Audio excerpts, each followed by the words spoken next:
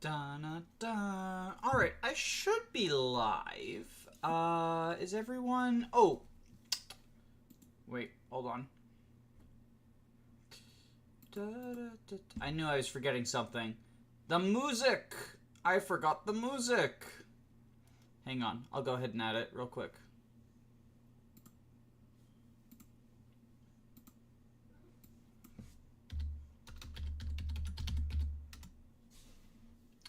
There we go. There we go. Okay, perfect. Perfect. Game audio is probably a little loud. We got to adjust it down. There we go. Okay. Should be good. Should be good. How is that music in comparison to, my mic? Everything good? I'm sure if it's too loud, someone will say something. Alright, so here we are. Pokemon X, stolen Pokemon only. What does that mean? It means exactly what it sounds like. I'm stealing all of my encounters. The first, trainer that I fight, their first Pokemon is my encounter for the route. What is banned is rivals and, gym leaders. I can't steal their Pokemon. But otherwise, I am stealing Pokemon from the first... Oh, wait, no, fuck. Oh, no. Don't call me Little D. I held a poll for this. Or not a poll. I made a post. People submitted answers. And what we gotta do is we gotta look up. On my community tab. I'm pretty sure the answer is peasant. But just in case things have changed, the most liked answer is peasant. So I will be nicknaming, or I will not be nicknaming, I will be nicknamed by my rivals peasant.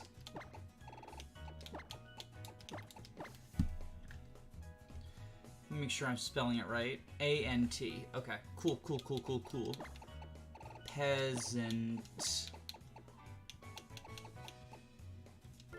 There we go.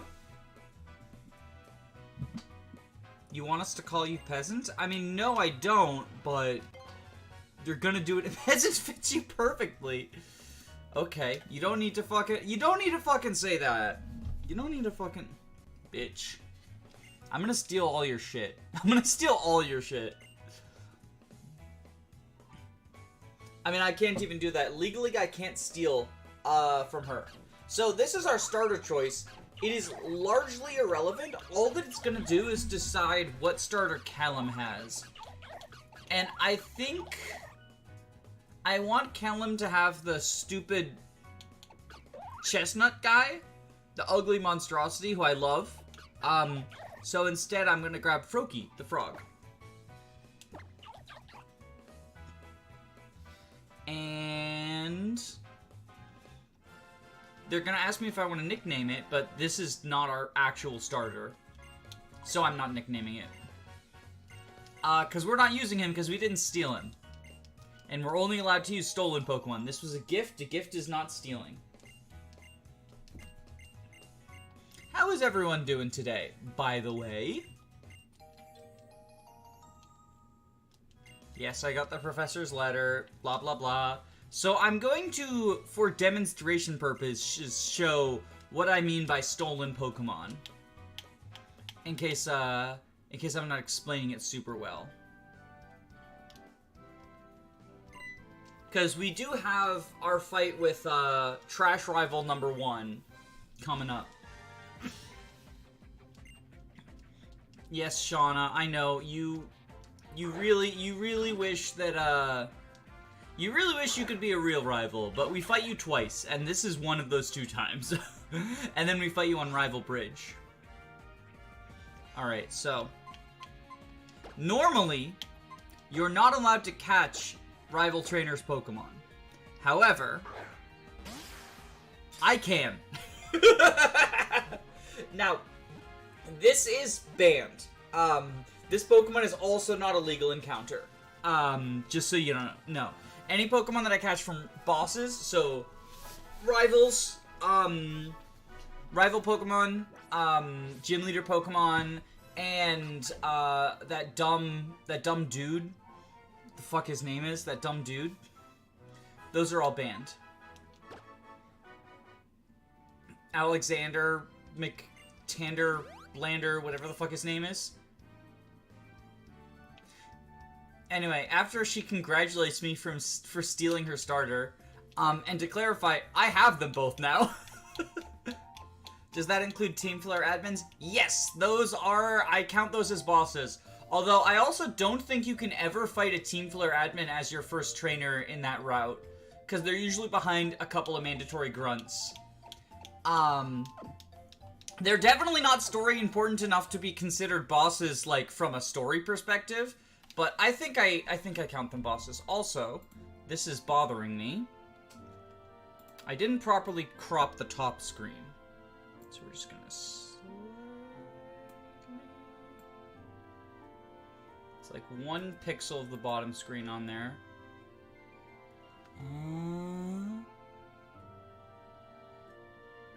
I think it's good now. Okay, and then we're adjusting in real time because I'm sloppy. Do that. Nope, this is 1 more pixel.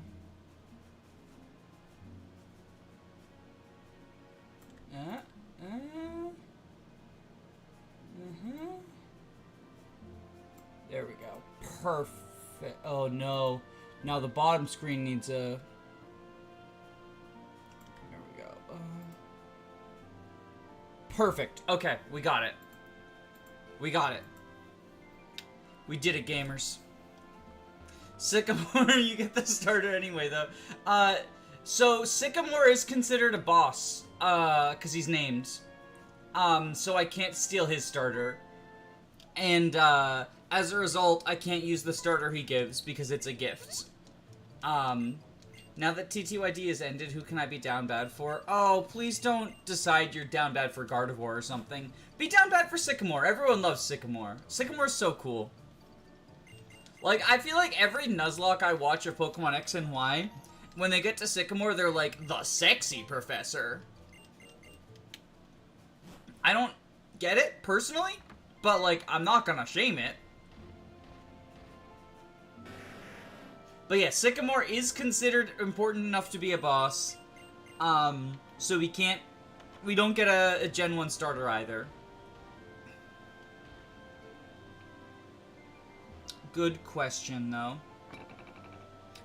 So, I do have those 2 starters, the one that I was gifted, yuck, and then the one that I illegally stole for demonstration purposes. I think you're the guy who gives me a potion, right?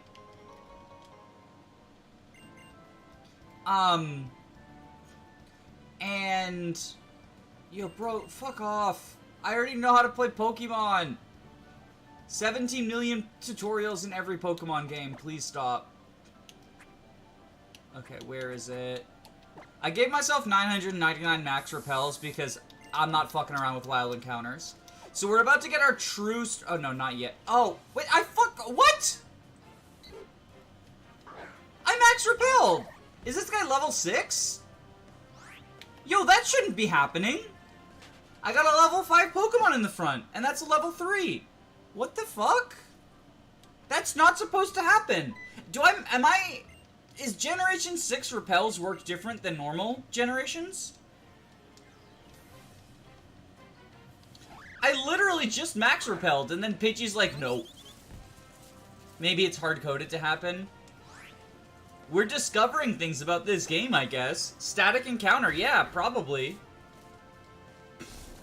Are you supposed to have repels at this point? Nope, I save edited to give myself 999 max repels because I don't like dealing with the wild encounters.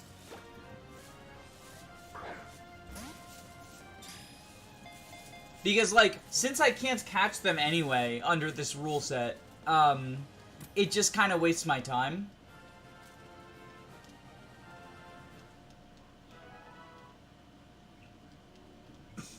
Yes, I know. You like catching Pokemon. The Pokemon goes inside the ball. Shauna, I think the fact that I stole your Pokemon is actually a godsend for it. Alright. So we shouldn't get any encounters now. Okay, cool. So it's just the Pidgey is static. That's weird, but okay. Yes, he's looking at me. He's looking at me. So this is our first encounter of the run. And this is where, well, I guess I can't show it off because Pokemon doesn't show you IVs, but I'll tell you, all non-boss trainers have 0 IVs in all of their Pokemon. So, this Zigzagoon is not only from kind of a shitty family, making it a pretty bad encounter, as a result of that.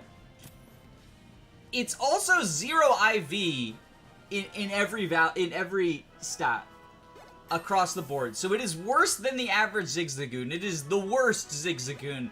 And this is true for almost every Pokemon game aside from Generation 7.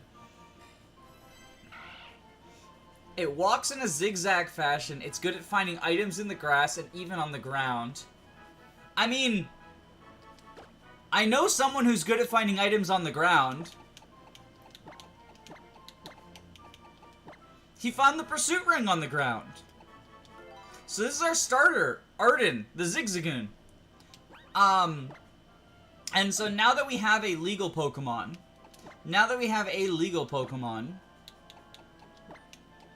we are no longer allowed to use these two. Arden is the only Pokemon allowed in battle.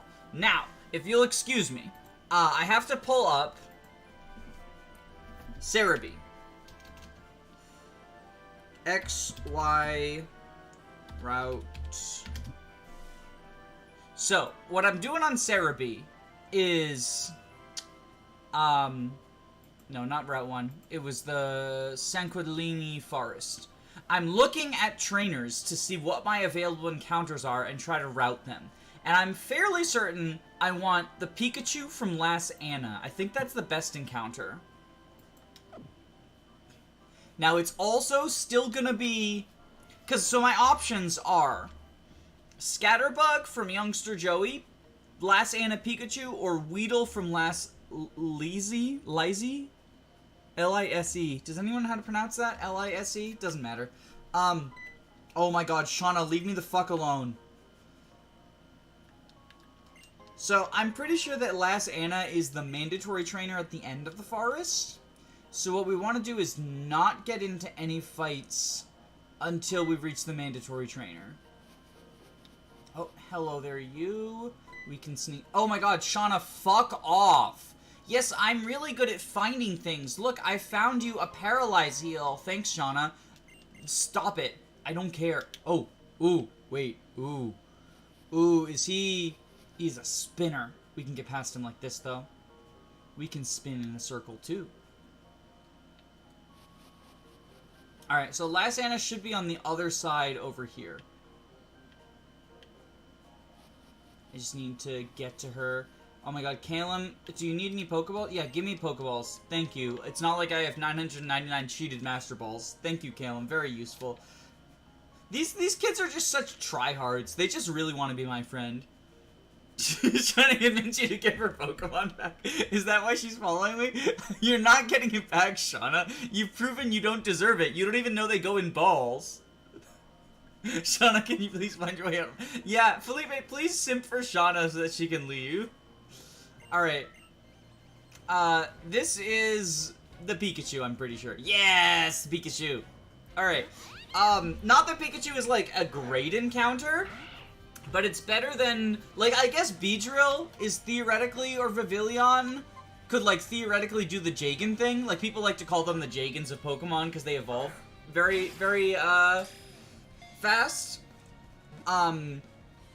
This does technically, like, so, based on the fact that I'm stealing her only Pokemon, it is technically, like, I'm skipping a mandatory trainer, but, like, has anyone actually wiped in their Nuzlocke to this fucking only a Pikachu trainer?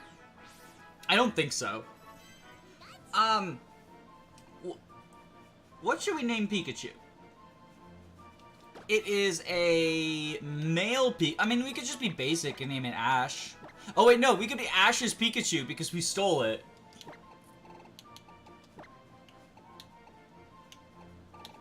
Because we stole it from Ash. Because we're Team Rocket. Yeah, I like that. I like that idea. Ash is Pikachu. Because we stole it from Ash. Alright. So that's our encounter for Santa Lune Forest. And we will get 2 more encounters, I believe. Wow, you caught a Pikachu! Shauna's just, like, so confused. Oh my god, Caleb, Tyranno, Trevor, just, like, go away.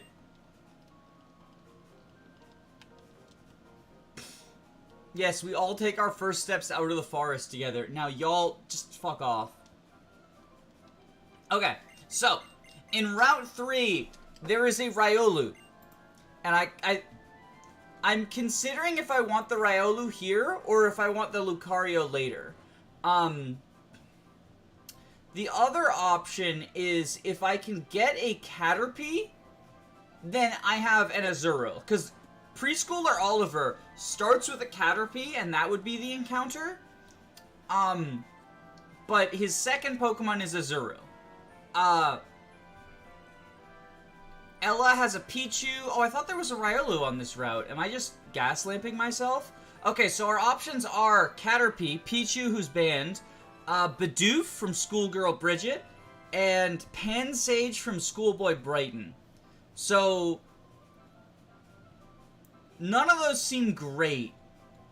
If I save this encounter and come back when I have a Caterpie, or a Pokemon from the Caterpie line, then that could potentially be worth. What else have we got?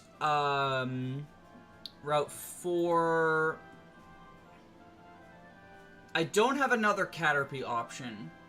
I can potentially get either Fletchling or Magikarp in Route 4. Magikarp wouldn't help us in the short term, but, you know, Gyarados is a good mon. Isn't Azurill awful? If it has huge power, it's pretty okay. It's fairy type, you know, fairy type huge power. I just don't know what abilities the trainer's Pokemon will have. So, I'm not certain. It's definitely better than, like, the shitty monkeys. I know this lady up here is the one who has the Pichu. The one to my right is the guy who has Caterpie and Azurill. Because, like, once it evolves into Marill, huge power, you know, like, it's probably better than, like, a Bidoof. We could also just go, like, fully normal lock, and get the Bidoof as, like, our HM friend. Matters less if we're candying. Yeah, so there's definitely, like, Magikarps who are ready for evolution, but I think the lower level ones are better because if they evolve too early, they miss some moves, I believe. Like, don't you miss, like, Bite? Which isn't a huge deal, actually. Yeah, because you'll get, like, Crunch eventually anyway. If you want a Mega. Because I am allowing Megas. I know a lot of Nuzlockers ban Mega, but I'm allowing Megas. Like, I think it's fun. I know it's overpowered. I think it's a fun mechanic, so I'm gonna allow it, because it's fun. And at the end of the day, I enjoy fun. Maybe we do go for the Caterpie? Like, our options are put it off until we get another Caterpie for Azurill. I don't really like that. I want to have as many encounters as I can going into the Viola Gym. Just because she can be, like, annoying and we're probably going to have to sack someone to Infestation. Pansage would not be helpful because he's Grass type, so it's either Bidoof or Caterpie. What is the cap? The level cap is 12. It's actually displayed on the, upper right-hand corner of the video. I've got Attempt 1, Death 0, level cap 12. And I adjusted that, and I will be adjusting it as we get to each, gym. Butterfree Evos is 10, yeah. So that's why people say Butterfree and Beedrill are sort of the Jagans of, Pokemon. Because they evolve incredibly early. Butterfree, I don't think gets a flying move by 12, but it will get, like, confusion, so it's not, like, the worst thing. Like, it uses special or whatever, I don't know. Imagine not using Mega Beedrill as a reference to Homosit. You say you like fun, yet you play Fire Emblem. I find Fire Emblem fun. Will you get a Mon in the gym? Yes. Gym trainers I'm allowed to steal from, but I'm not allowed to steal from Viola. I know some people, I've watched a couple of people do stolen runs. Well, I've watched one person do stolen run, actually, Yash. And I know they don't like to steal from gym trainers either, but I was looking over the gym trainers in Pokemon X and Y, and the gym trainers suck ass. Like, to give you a preview, the gym trainers in Santaloon City, our encounter options are Ladyba, Swoopa, Kakuna, or Male Combee. I don't think I want any of those Pokemon, to be perfectly frank. I don't think I want any of them. So, I for that reason, am allowing gym encounters. I think it's fine. I think we're gonna go for the Caterpie. I'm pretty sure this is the Caterpie. I like the Gen 8 bug type because it evolves at 10 to do Jagan things, but then it evolves at 30 to be the standard power level. Yeah, it's like Titania. In like, you get to do Jagan things, but then you also get to be like a fine filler unit. Like, I think Seth is too far in terms of just being the best unit in the entire game. But like, I think Titania Jagan is fine. Male Combee Sweep Elite 4 candidate. Gust so strong! I mean, unironically, it does have Gust, which is super effective against Viola. So, like, if we're picking one of those shitty mons, it might be the Male Combee. But in order to get Male Combee, I would have had to give up on Pikachu and get, the Weedle instead, because Male Combee is hiding behind Kakuna. So we're gonna name Caterpie Jagan. Well, that was a mistake, but we can just keep it, I think. Jagan. It'll be a Jagan. Because we're in Franchland. If only Spite-Ups were in this game, you'd win instantly. Oh wait, that ends the trainer battle? He had a second Mon. Wait, that just ends the battle? Catching one of, I guess they didn't program around you being able to catch trainer mons. So, here's the deal. First, we're gonna put our illegal starters in the, we're gonna put our oh my god, leave me alone, Tyranno! Yes, we get it. You taught your Pokemon Petal Dance and nothing else. Go away. It always scares me when Titania is getting borderline 2-rounded by late game Lagoos, despite getting some of the most psychotic early game levels I've ever seen. Yeah, so like she does like fall off, quote unquote, but like she falls off so freaking late. Okay, let's actually we'll put you in the battle box. I gotta do move. Organized boxes, is that it? Yeah, okay. So you go here. Battle box is the illegal people. That's gonna be just a regular box, but then this is gonna be our graveyard. Do I have a cave? We have a cave. Perfect. Okay. Unfortunately, in black and white, they have, like, the sky, right? Oh, no, they do have the sky. Okay, yeah. So, then we rename. Can Valhalla fit in X and Y? I like naming the graveyard Valhalla. It's like, when I first started Nuzlocking, the first games I ever Nuzlocked was, Blaze Black, Volt White, V-A... Oh, wait, no, fuck, I spelled it wrong already. And I made Valhalla and Pokehell.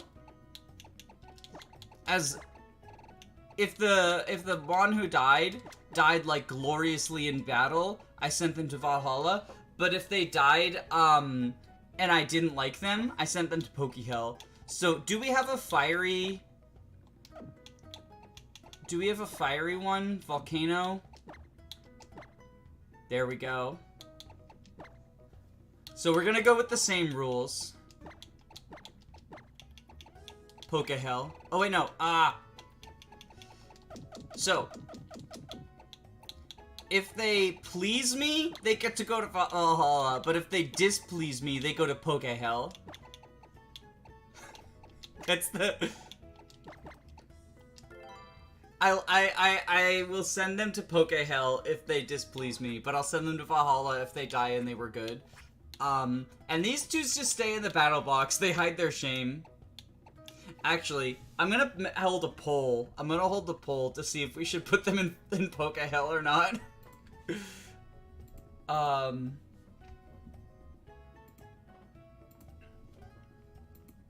Send the false starters to Poke...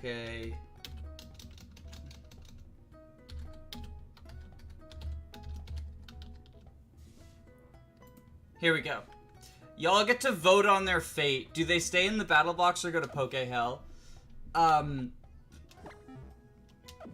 While you are deciding that, though, I will move on.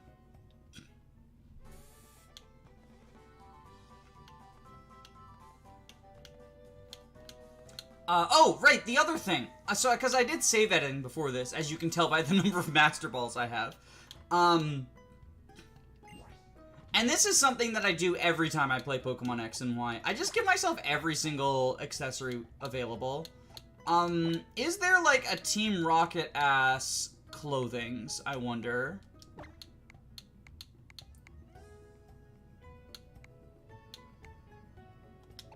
Honestly, this feels pretty Team Rocket to me.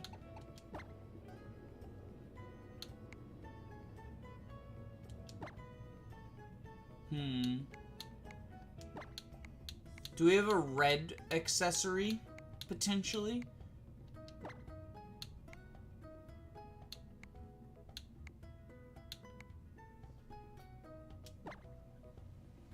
Yeah.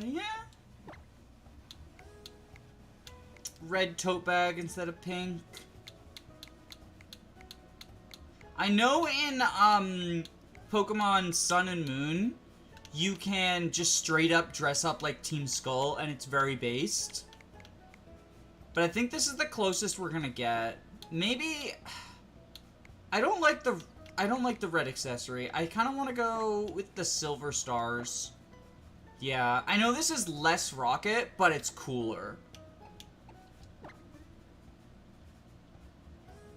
So we're going with that. Oh, yeah, look at this. I love that they added fashion. I just wish it wasn't, hidden behind... Or not hidden behind... I wish you didn't have to pay money for it, basically. I wish you could just get the... Like, if they just, like, unlocked it as you go throughout the game, it'd probably be fine. But I wish you could just always dress it up. They're false prophets. I agree, the false... That's why I put the false starters in all caps. To imply false prophets. Okay, so... the reason that it's good that Zigzagoon is our starter is because technically, outside of the gym and inside of the gym are the same encounter area. They're still Santaloon City. It's not differentiated on Cerebi, which is how I'm determining encounters, is Cerebi pages. I think that's the fairest way to do so. So, anyway, we have to battle this bitch. This is our first fight. Oh, maybe I should have candied people up. Because we actually have to fight her. It'll be fine. Let's start by tail whipping. Oh, we're in... Okay. We're not using Jagan.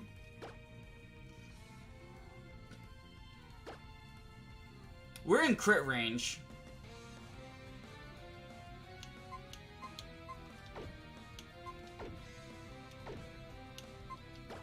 I think we tackle here and just hope we don't get crit and die. Oh, what a loser! What a loser! The That was so much less.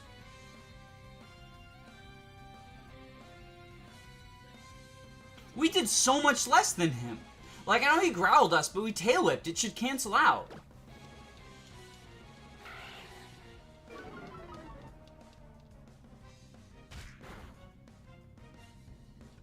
Okay, we're gonna tackle again.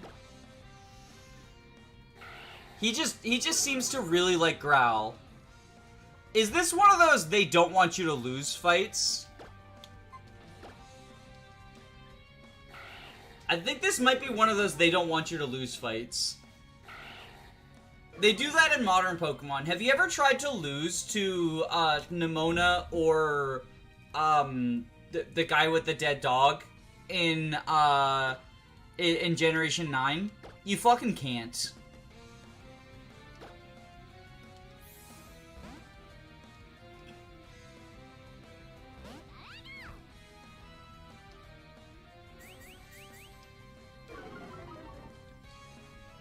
Like, if you've ever tried to lose to them, you just can't. Arden will, like, use all of his growls on his Squavit before doing the killing tackle. Like, he will literally use growl until he runs out of PP. And I suspect that this bitch does the same thing. Anyway, that's Rinka. That's Rinka from Fire Emblem. I should probably candy up a little bit. Meow, yes, meow, meow. Okay. I should probably candy up a little bit. So, I think I'm gonna send everyone to, like, level 8.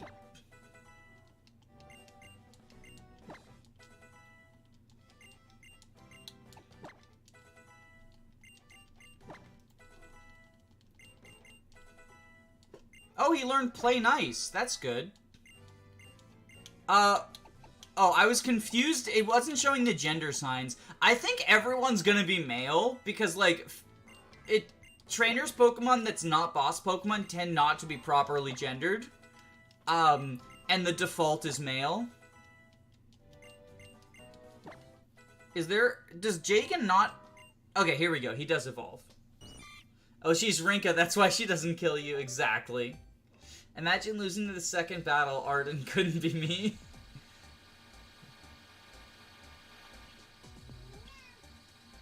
Roller Rinka. Indeed, indeed.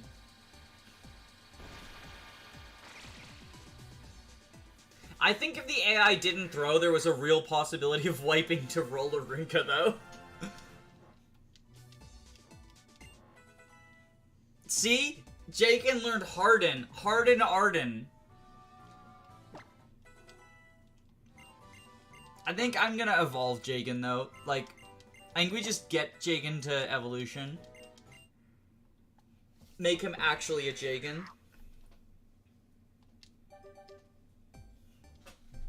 And then we do have the 2 encounters we can route. So here's the dilemma I'm currently at, right? We have the possibility of getting an encounter on Route 22 right now. Because there's a Psyduck from Rising Star Louise. There's... oh, sorry.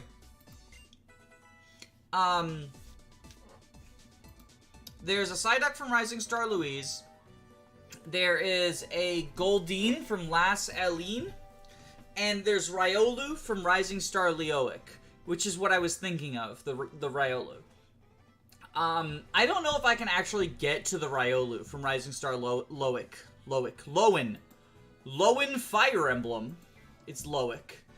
I'm also gonna call the poll and send our dudes back to send the false prophets to where they belong. Also, wee roller skating. Benches, roller skating. I love the roller skates. I'm so sad they never came back. All right, let's move the false prophets.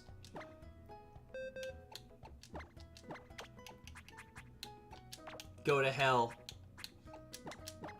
Go to hell. Wait, fuck. No. They need to both be in hell. That's the... Okay, that's why we did so bad against Roller Rinka, is the false prophets hadn't been sent to hell yet, and they were cursing us. But now that we've properly sent them to hell, our success is ensured. Jagan learned Harden and invested into Lance stocks instead of the sword rank that Harden forgot. Imagine roller skating with Koraidon. It would be so cool. I mean, I love riding the Koraidon and Miraidon. I think they're cool. But roller skates are cooler. Alright. Are you a... Okay, you're mandatory. So we don't have a choice. We have to get this one. Unless we delay this encounter until after Gym 8, which I don't think is worth it. So we get whatever she has. I'm pretty sure it's the Psyduck. Yup, we get the Psyduck. Imagine getting stolen and going to hell immediately afterwards. One of them was a gift! One of them was a gift.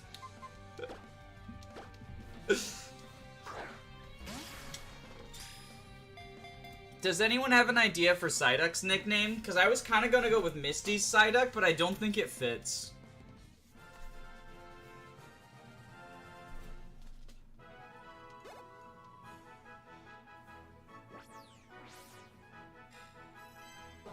Has a headache. When the headache turns intense, it gets mysterious powers.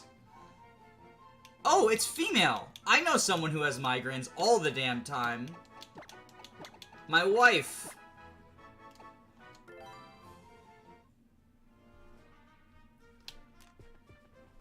So I am naming the migraine Pokemon after her.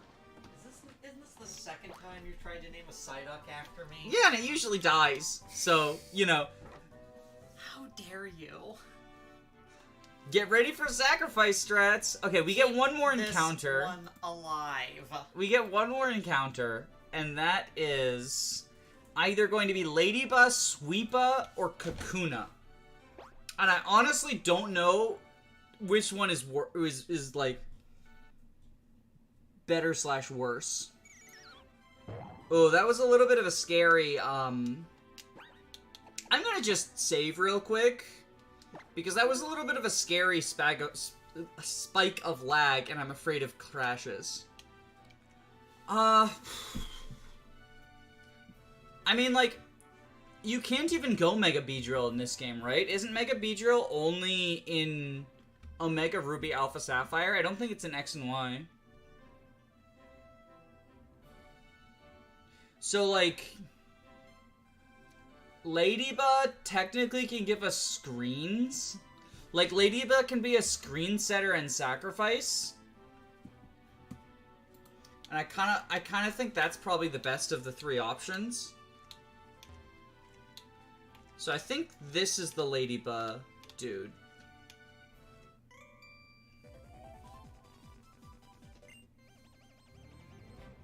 Like, none of them are good. Vivillon and Beedrill are also bad. Like, Ladian's probably the worst of the three Mons, but at the very least I can think of a use for it, which is to be a sacrifice who can put up a screen for a tough boss fight, right? So, like, I think we go with that.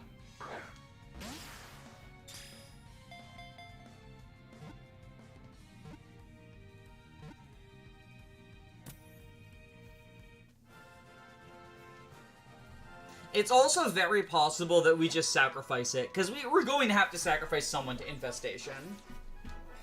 It's just gonna happen.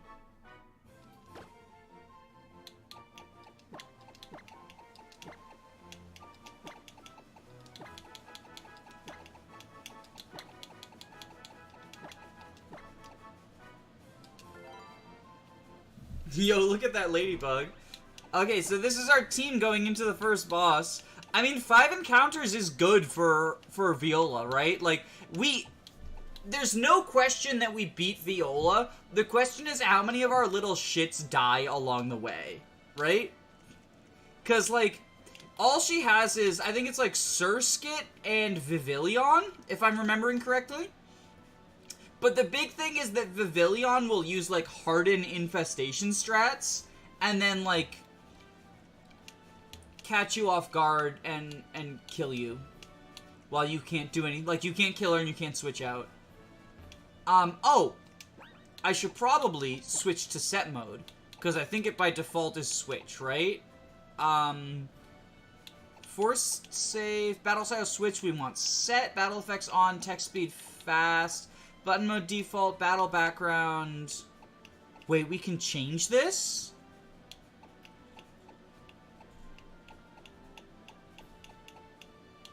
I don't know what any of these are. I like Eevee though, so we'll go with Eevee.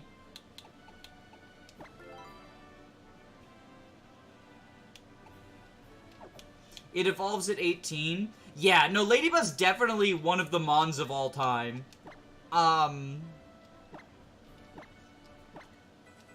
Okay, I'm gonna go to 11 at risk of... I don't want to over-level for Viola, right?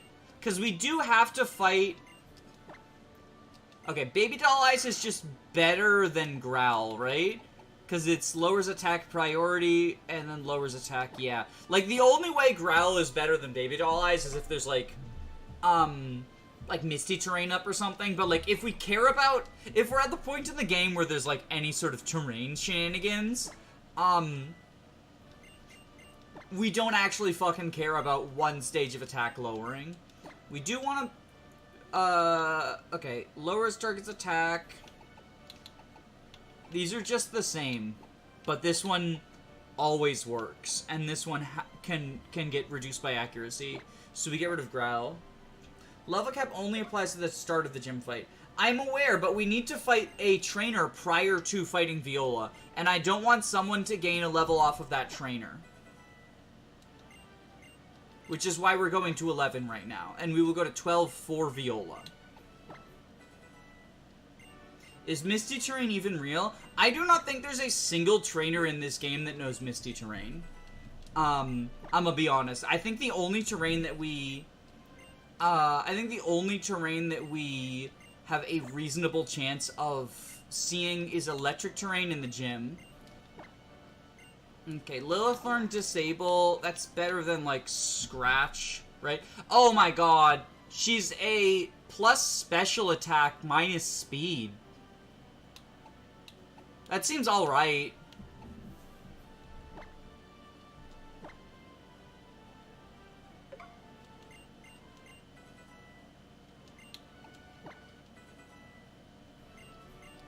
Okay, so I think what we do is... I think we just try to headbutt sweep this dingus. Because she has the Kakuna.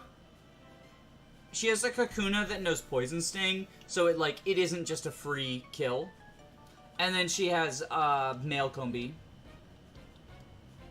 Not gonna lie, I thought the Tapus introduced terrain. No, the Tapus introduced the ETB terrain.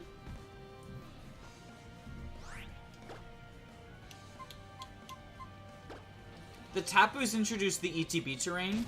Is Water Sport more useful than Scratch? Oh, I misread that as Water Spout. However, I would like to direct you to the note at the bottom of the screen. Please, no backseat gaming, and this includes unasked for advice. Pokemon is a strategy game, and I consider... Oh, it was a female Combi! We could have had Vespiquen. I thought it was male. Oh, that's tragic.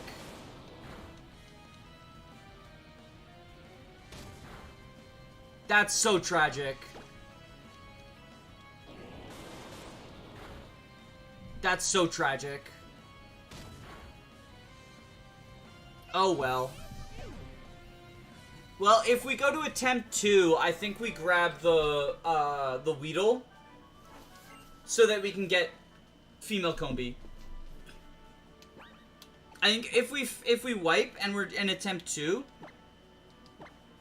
then I think we grab Weedle as our encounter for the forest instead of Pikachu. And then we can get Combi. And we'll just be like a bug team. Like, Vespiquen isn't great, but it does some stuff. I don't want Poison Powder, because she gets Sleep Powder and Stun Spore, I'm pretty sure. I mean, like, might as well replace Tackle and String Shot.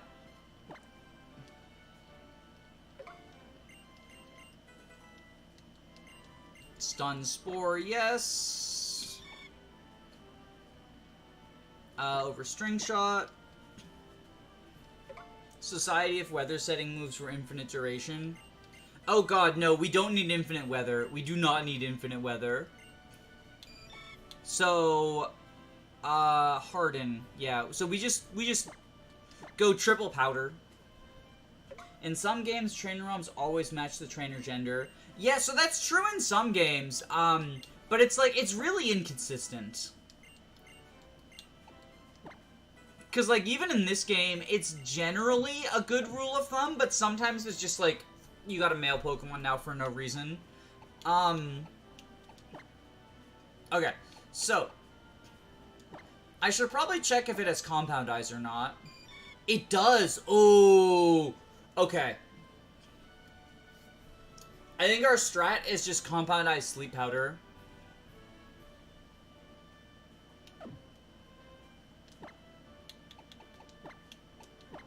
I think the strat is Compound Eyes Sleep Powder.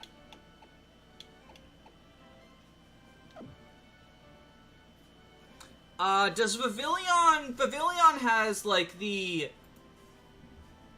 powder ability thing, right?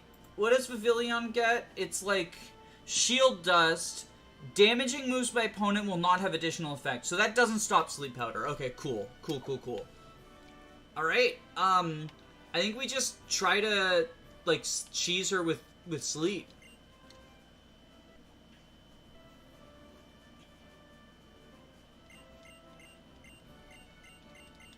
Like, Infinite Weather is just so strong. Even if it's just on a move, like, it would still be way too strong. Like, that's the best way to get Weather banned forever. In fact, you could potentially argue that it's stronger than ETB Weather, because while you are losing the action economy by using a move, you suddenly have multiple people who can set up Infinite Weather. Because if you're, like in Gen 5, right? Your Drizzle or whatever the fuck it's called. Your Drizzle and, Drought people, right? If you kill your opponent's Drizzler, you've turned off their weather for the rest of the time, right? As long as you can set your own weather, right? Like with your Sandstream or whatever.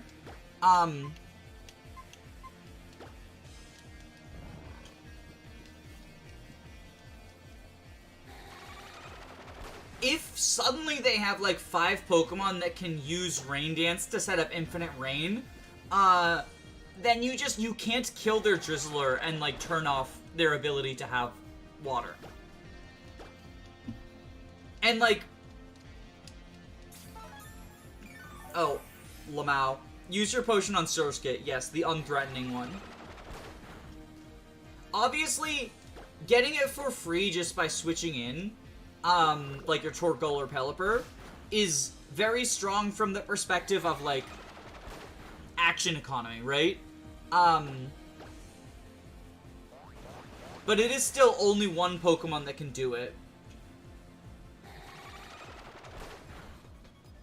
I guess I just wish the weather setting moves would actually see use over the abilities. I mean, they do in Little Cup. Rain is an archetype in Little Cup. Voltorb uses Rain Dance.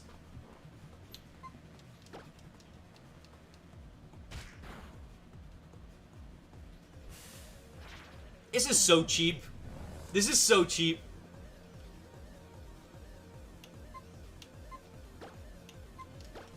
Like, Viola's probably so sad right now that we're just, like, cheesing the shit out of this fight.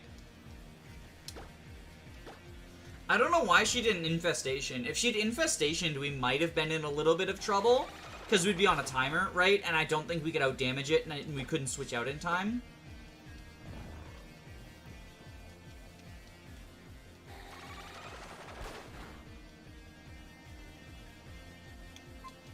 Alright, I think now it's bug flying, so I think we switch to Pikachu and just zap it.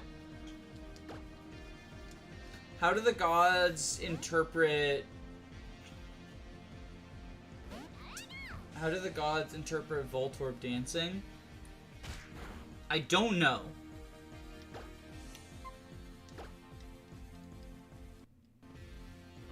Yeah, so there's the infestation. But we can just quick attack this bitch.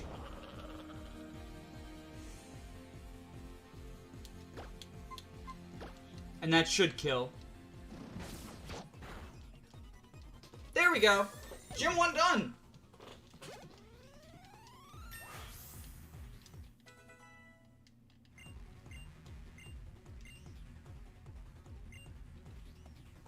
And then I think we replaced, like, Tail Whip with Thunder Wave. Voltorb Speen. Yeah, I guess that would be dancing. Alright, so now we have, I have to very quickly look up the level cap. XY gyms.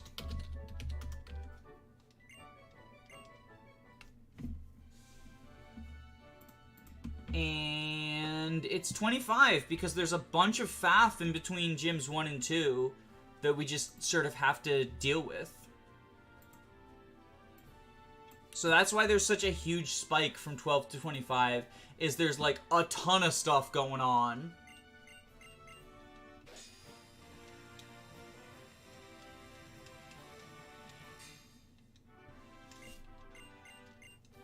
And then we get Infestation, which I guess we could, like, teach to Butterfree, or Jagan, I mean. Just, like, put them on a clock. Probably better than Poison Powder, TBH. Probably better than Poison Powder.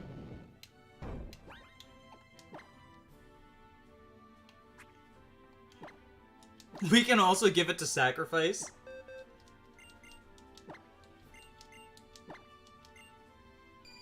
I think we do that. Is Magikarp the trainee archetype? The payoff is you get Gyarados. I mean, look, Magikarp is sort of the quintessential trainee. You're training a useless thing in order to become a strong thing. I would say it fits if you wanna apply... Oh my god, fuck off, no! Who cares? Look, if you're not gonna give me fresh water, I don't give a shit about whether you live or die.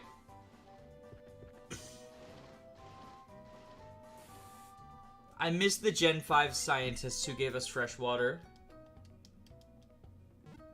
Magikarp requires passive experience to level, making it FE7 Merlinus.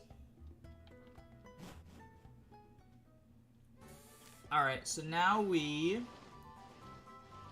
have to turn off experience share, because we're gonna get forced experience share otherwise. Yes, I'm a photographer. I thought this character would, like... So she's like a reporter, right? She's Viola's sister. She never comes back. I thought this character would, like, come back and, like, show up from time to time, but she's just, like, she just leaves and never comes back. It's really weird. Okay, so first things first. Off. And then... Max Repel. So, we have a couple of options for encounters. If I can get to the page. Gardner Wheaton has a Corphish.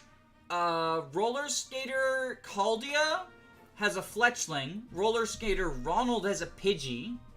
We have Burmese. Preschooler Adrian has a Magikarp. And Preschooler Mia has Badoo. We don't really want that. I mean... I'll never say no to Gyarados. There's definitely fishermen who have it later. This might be our only chance for a Fletchling. I've never really used Talonflame. It's supposed to be pretty good, because it has, like, the Gale Wings thing. It's hard to pass up Magikarp, though. Even though we'll definitely get chances for it later, it'll probably require us passing out passing up some other things. And the next gym is a rock gym, so having a water type is good.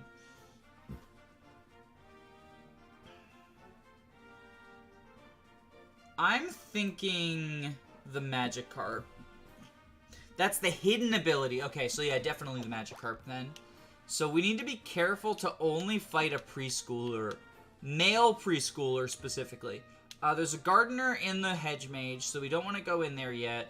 There are items in there that we'll want to get later. Okay, stay away from the rollerbladers. I'm walking instead of blading, because I don't want to get caught by them. Okay. Now we blade to go. There we go. Okay. Your Pokefan. Oh, is the preschooler... we can't get the Magikarp because the preschooler's on the other side of a mandatory trainer. Okay, so that option is off the table, which means I think the female roller skater with the Fletchling is probably our best choice, because Pokefan Agnes just has 3 Burmese, and that seems shit, because the first one you get is the grass form one as well. I guess we can change their forms, and we could make it a Trash Cloak Wormadam, if it's females. But we got so many bugs already. I think Fletchling is probably the way to go. Yeah, so we're gonna just wait for the female roller skater. Loker streamer goes to punt elementary school kids. If only I would get a Magikarp. Wait, no, bro, wait, come back. No, come back.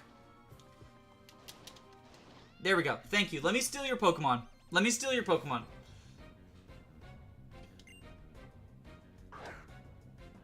Bug Steel, kind of fire. It is definitely a good type combo. I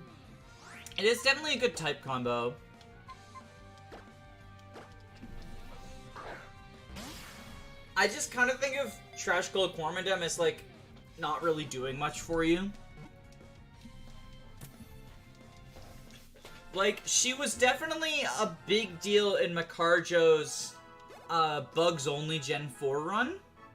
But, like, it's because it was the only steel type he could get. So, like, I'm gonna name it Freebird.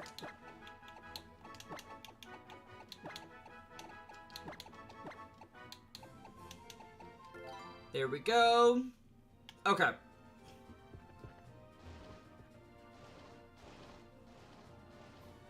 Oh! I could have gotten the Magikarp. Well, that's tragic. Okay, there's a Poison Barb here. I think there's some TMs in the Hedge Maze, but I don't remember. I could have gotten... Oh, I could have gotten the fucking... That's tragic. Okay, let's go to the Hedge Maze. Some shit in here. Yeah, Mr. Gardener. Oh, okay, we gotta fight the Gardener. Imagine me, Callous Trainer, and someone whips a Master Ball at the companion you raised since childhood.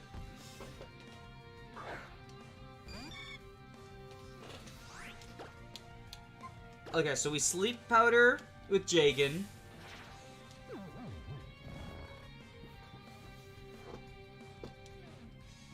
And then I think we Infestation.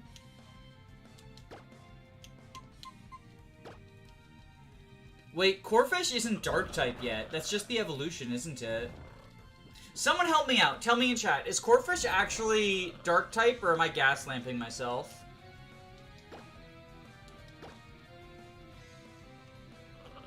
I mean, it doesn't matter. We're killing it with Infestation anyway, but... I think it's just pure water.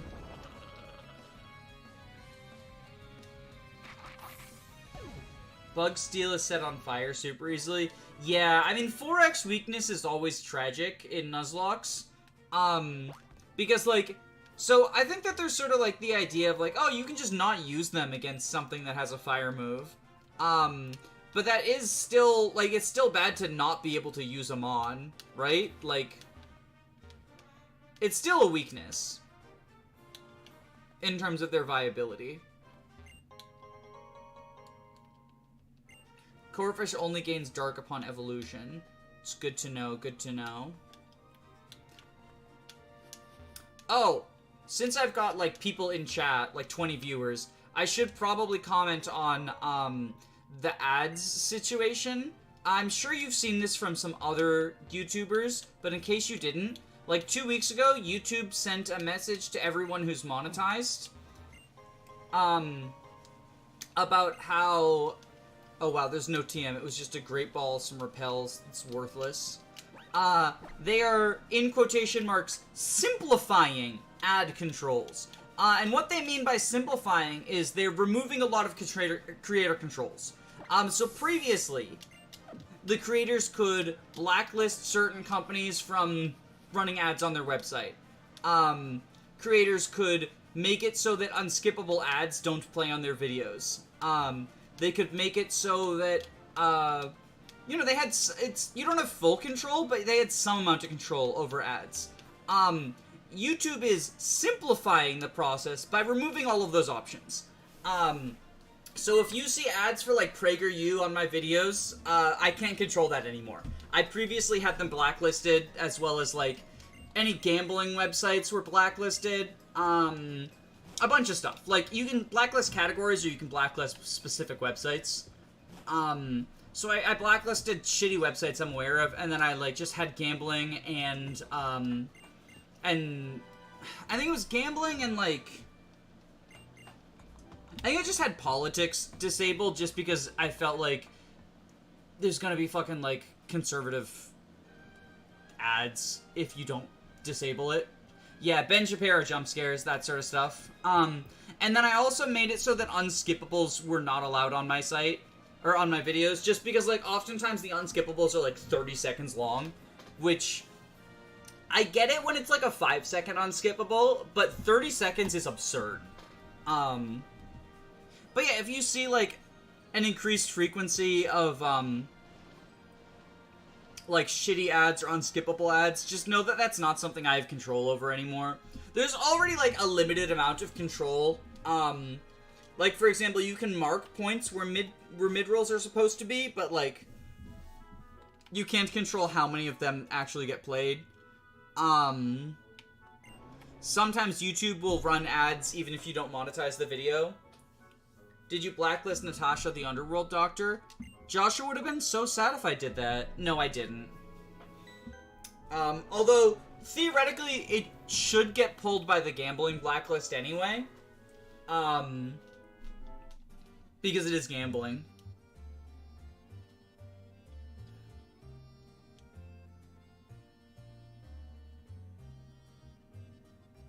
Well, so you say that, right? That the ads would be more effective from a creator who doesn't blacklist you.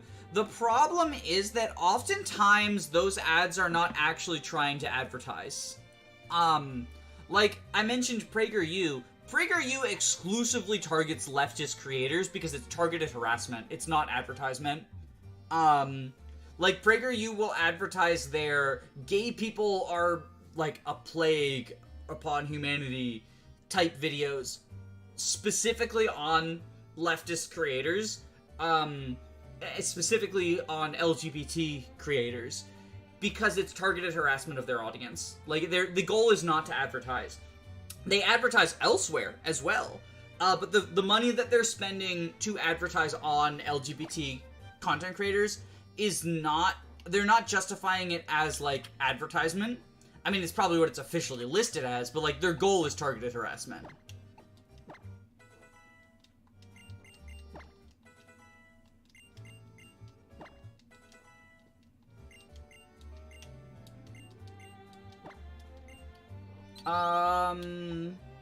Do I actually care about agility? I feel like in singles, agility isn't great, because, like, you're spending a turn to increase your speed, and then, like, so in single player, usually there's, like, only 2 or 3 Pokemon, and you're, like, spending a turn to outspeed, and then, like, you're just, but you get attacked anyway. Like, on the turn you cast agility, you still got attacked, so you're not, like, saving yourself any number of attacks.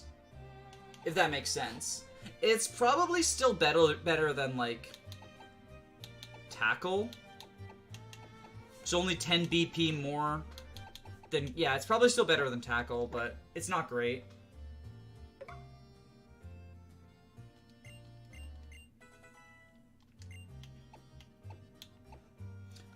hate watchers is a much less common phenomena than you would assume. It's definitely a thing.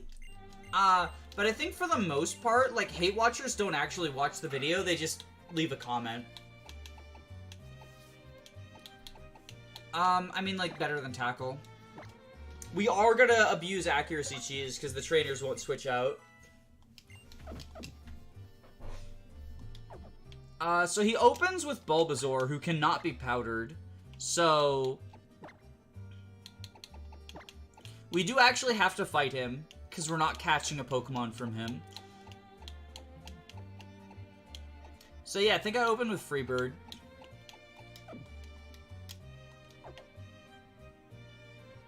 Alright. Let's kill, the professor.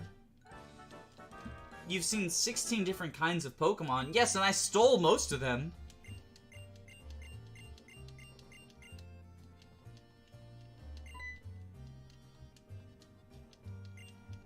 Alright, let's have a Pokemon battle. Your opponent shall be me. Hate watching Ben Shapiro, for example, would require me to tolerate his voice for more than 5 seconds. Yeah, exactly. I think, like, the thing is, maybe you'll hate watch, like, a video or two, but hate watching, like, there are people who do it, but I don't understand it. But hate watching, like, an entire cat, like, I have a hate watcher. I have a dedicated hate watcher who, like, comments on things that are super late into the video, too. So, like, I know that they're not just commenting. They are legitimately watching the stuff. It's very funny. It's very funny to me. Like, thanks for the engagement, I guess. Okay, so we want to get out of here with Freebird. I think we just have Ash's Pikachu electrocute Squirtle. Kill this person!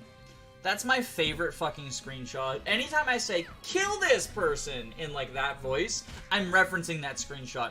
I kind of want to play that shitty hack.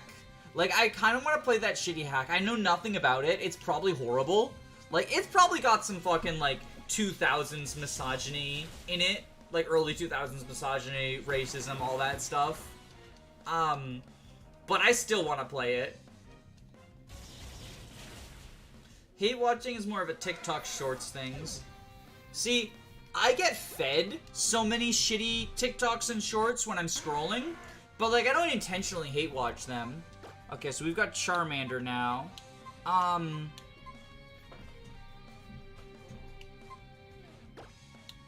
You have Water Gun, right? Yeah. So we switch to Lilith. I've seen the Ben Shapiro singing Wet Ass Pussy so many times. Wet ass P word. I've got a wet ass P word. I feel like that's not hate watching. That's like making fun of them. That's like the equivalent to, like, if you ever watch, like, Sean the Skull, react to some videos, or, like, similar YouTubers will, like, break down why a right-wing video is wrong. It feels like that, like, with the wet-ass P-word thing. React is probably the wrong word, because, like, react content is, like, the lazy, I'm just going to stream an entire thing while I'm eating dinner.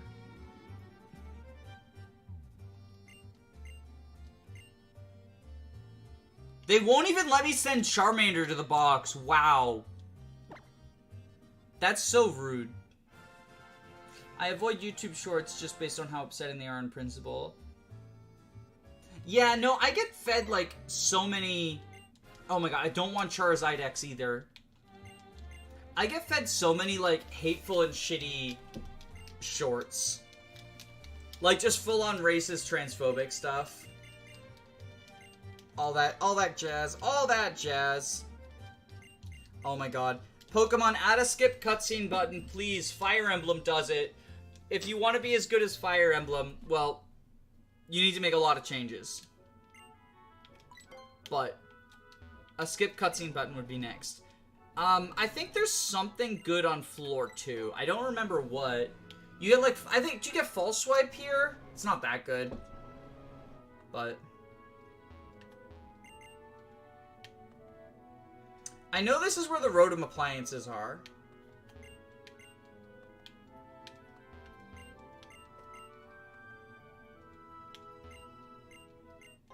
Oh, you get luxury balls.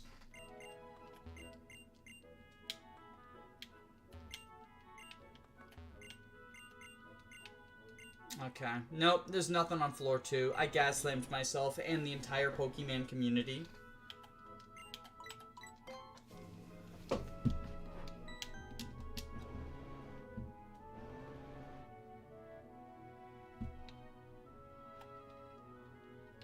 Oh look, it's Lysander, the perfectly normal guy.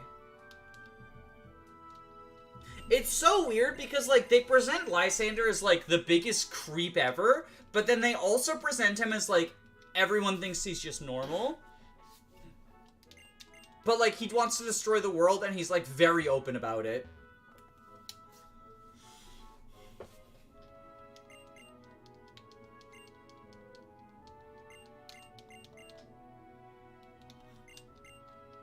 The mommy kink... What? The mommy kink PragerU video. What the fuck is the mommy kink PragerU video?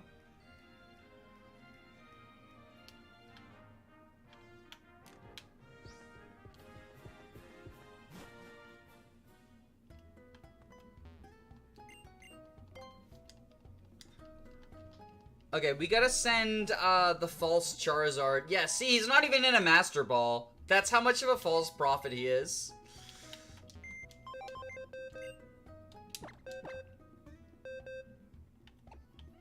Go to Pokehell.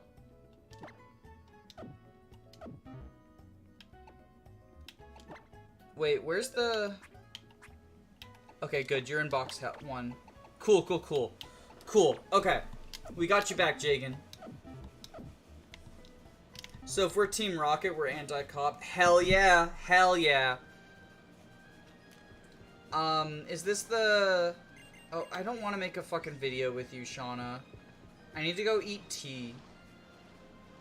With Kalen.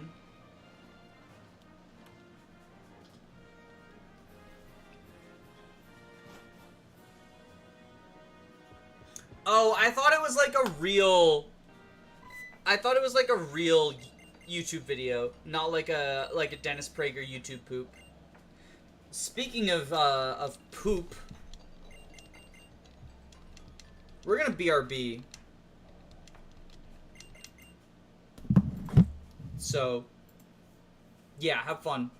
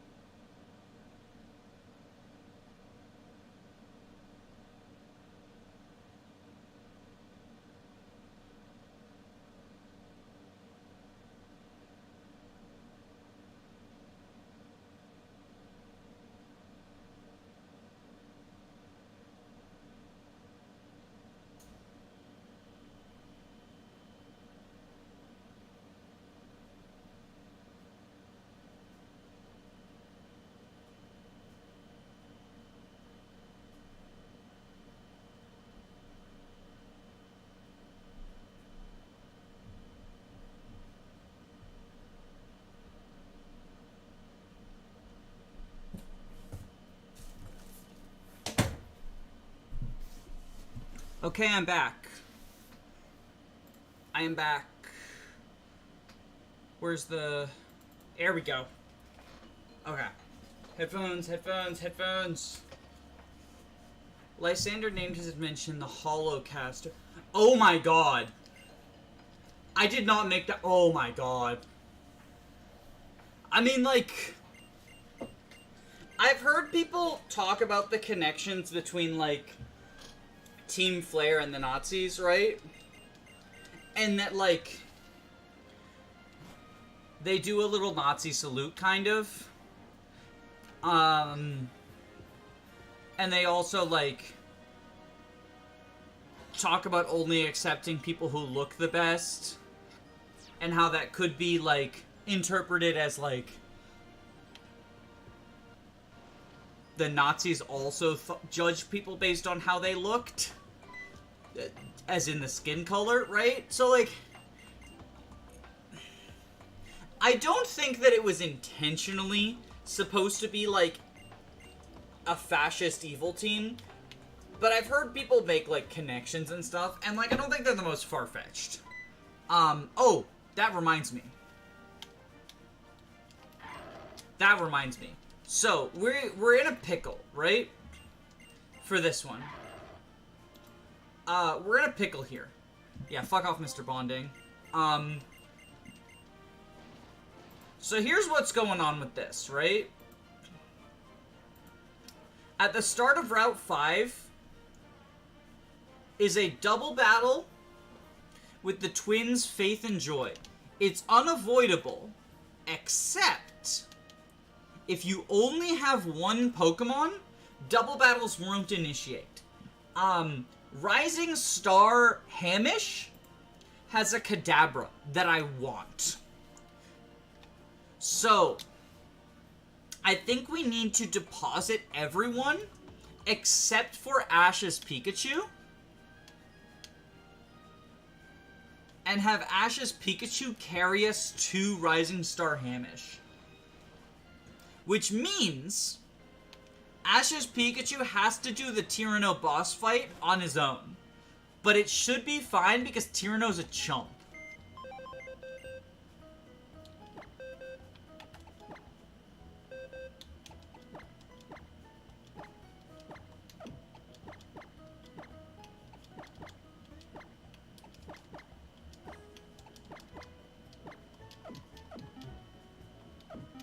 But we are going to send him into 15 just in case.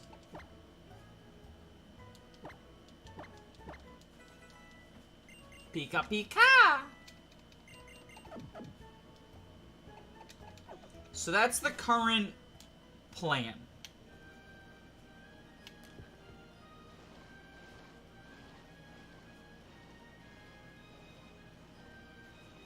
Because if we... Can you beat X and Y with only Pikachu? Pokemon solos are, like, really interesting. Because a lot of times people just, like, also make them into a speed run. So it's cool to see, like, speed strats with, like, a weird... Like, it's basically speedrun strats, but, like, with a non-ideal, Mon.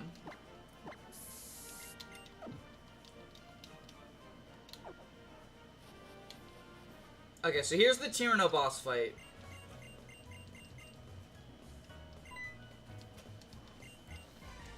He just has a Corphish, so it's like, it should be fine.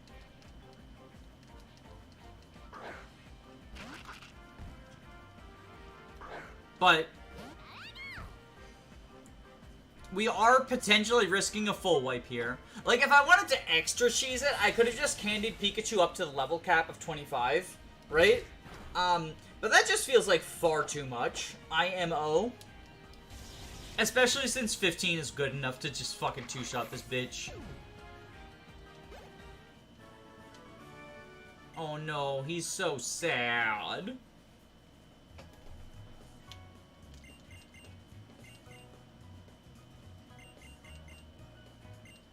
Anyway, we got honey. Trevor gave us honey. Okay, is that Rising Star Hamish? I think that's Rising Star Hamish right there.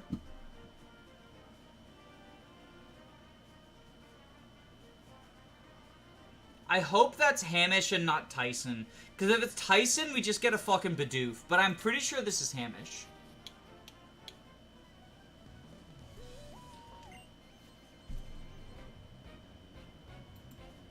And it's worth if it's Hamish. Yes! It's worth, it's worth.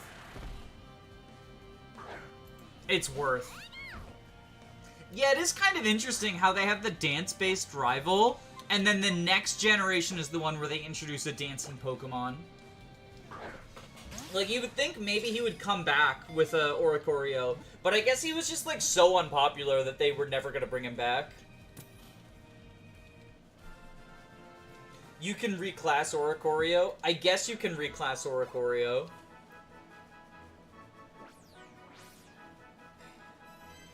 When it uses its psychic power... Alright, what gender is it? It's male? We're gonna name it Lou. Is that how you spell Lou's name from Lou Fire Emblem? I think that's Lou, right? Someone in chat tell me how to spell Lou, because I might be wrong. Because that looks wrong.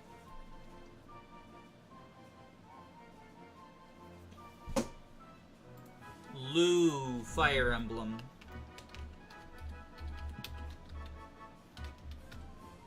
Nope, it's right apparently. It is apparently correct. Oh, oops. There we go. Okay. Lou. Alright, we could go back and get the rest of our team. But I don't wanna, cause I'm lazy. And we just are gonna have to hope that Lou and Ash's Pikachu can do everything until we get to the next town, which is coming up.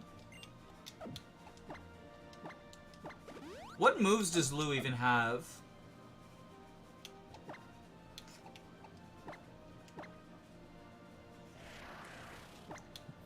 Brilliant! Brilliant. Let's at least put the attacking move on top so I don't accidentally hit the... It's pronounced Lug H. Okay. Oh, there's like a item down there. Is it worth it? I don't think that's worth it. But I have to test it anyway. So I go grind on the rails! It was not worth it.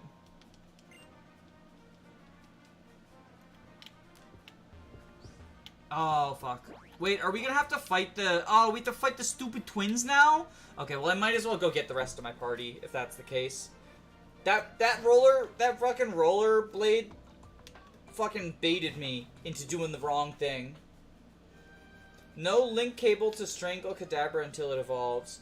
Oh, so this is actually probably the best time for me to talk about my personal rule on trait evolutions and Nuzlocks. My rule on trait evolutions in Nuzlocke is after I get the 6th badge, I will use PK Hex to force evolve all trait evolutions. So I will get an Alakazam, just it's after the 6th badge.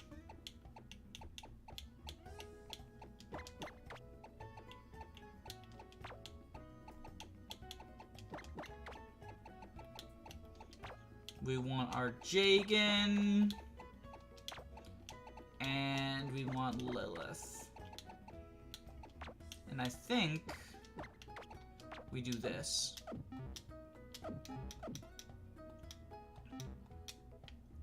Give them a Thunder Wave and a Link Cable and they're ready for Gen 1 OU.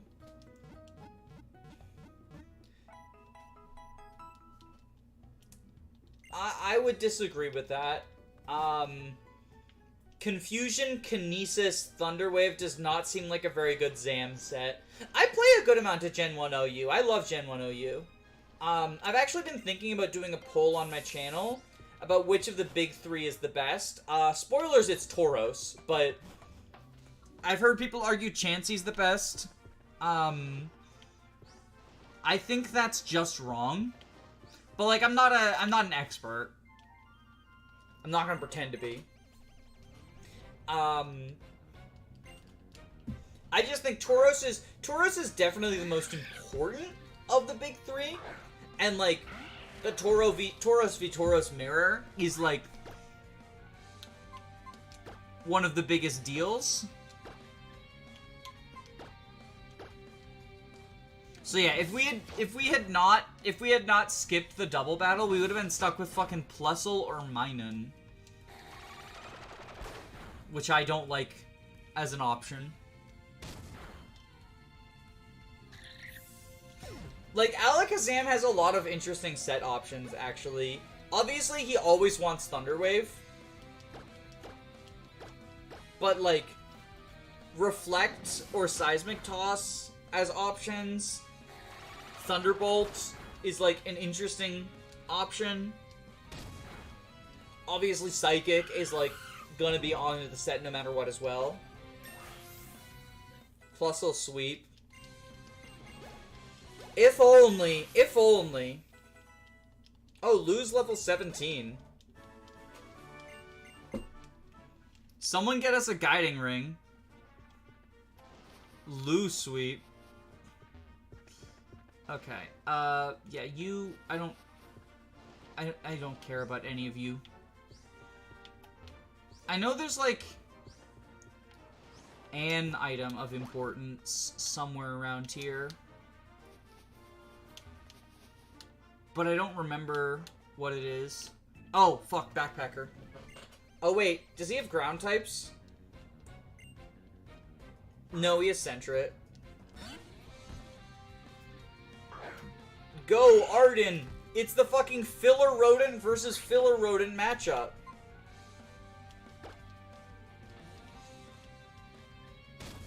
Bonk. I know Kadabra is absolutely cracked in Stadium Gym Leader Challenge. It has Thunderwave Psychic. Yes, exactly. I did a Rentals Only Gym Leader Challenge like a year ago. Not like on stream or on YouTube or anything. It was just like honestly, I didn't consider it enough of a challenge run for the channel, because I think of like using rentals as sort of standard play. Like I know obviously they intend for you to port in your Pokemon from the Game Boy. But the way that the leveling works, if you do that, is like really weird. Because it goes to your highest leveled Mon. Also, we're just gonna not risk death here. There's no reason to. Yeah, it goes to like your highest leveled Mon, right? So like, I think that unless you have a bunch of level 100s, or like a bunch of people who are close to the same level as each other, Rentals is just the intended play. And like, they definitely did some interesting stuff to balance the rental Pokemon. Now, they're definitely not balanced, but they did some interesting stuff with like, Kadabra has a better moveset than Alakazam, and that tends to be the standard.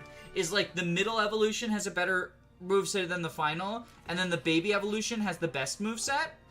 And they also did DVs in a weird way, so that the lower evolutions and middle evolutions tend to have better DVs than the... for those who don't know, DV is... It's basically EV, but different.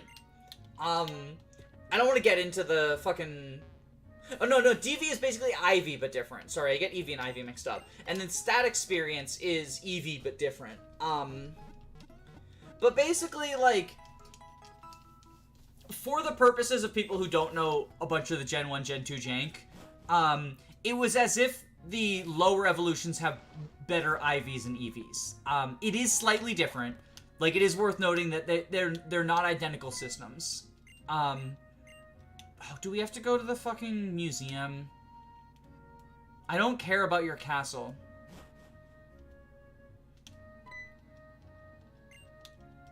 Yeah, Dude Man had his flute stolen. Or he had to sell it, I don't remember.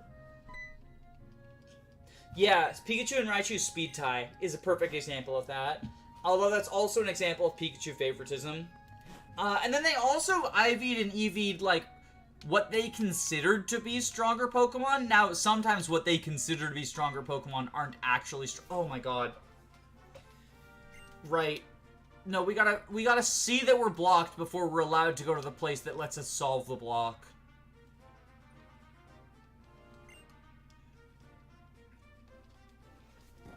There's just so much fucking around in X and Y, and not enough finding out. We gotta go to Parfum Palace now so we can watch fireworks in the middle of the day. Now that we've gone to the berry farm... So, now I should talk about another Nuzlocke rule that I do, right? Now that I've gone to the berry farm, I am going to be able to get infinite of all of the berries I have, because all it would cost me is time.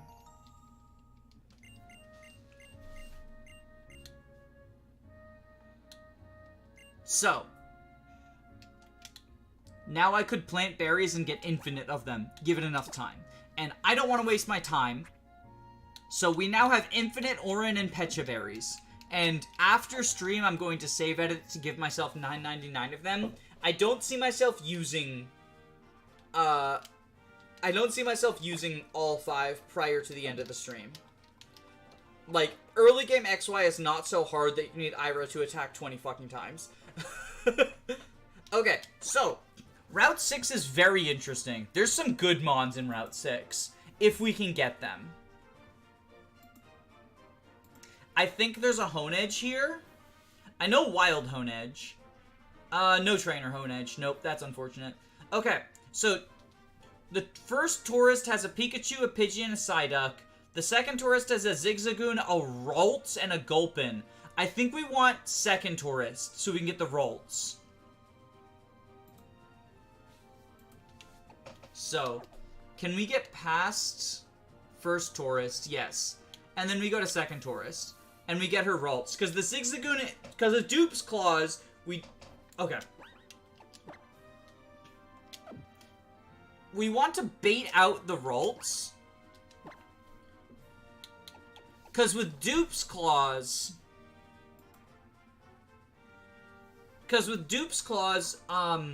we can't get Zigzagoon, so it's either Gulpin or Ralts.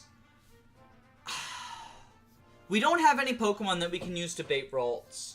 There's another instance where Beedrill would have been better, because of the Poison-type baiting Psychic attacks. Because I don't think a level of 11 Ralts has any Fairy moves. So it would have to be... There's a Furfrou in the Double Grass. Well, so I can't get grass encounters, though. I can only get stolen encounters. I think I have to try to bait out the Ralts. I don't have anything that can do that, so I just have to hope that she goes for Ralts. Which she should. It's listed as the second Mon, but... Is Gardevoir easily accessible in this game the way it is in Oras? I'm pretty sure Gardevoir is post-game only. A lot of the Mega Stones are post-game only.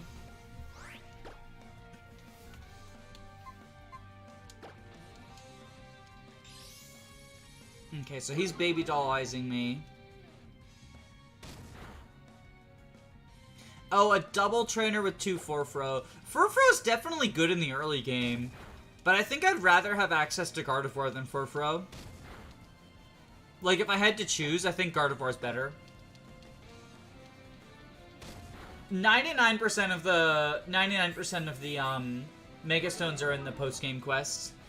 And it's a dumb post-game quest too, because it's like time-based.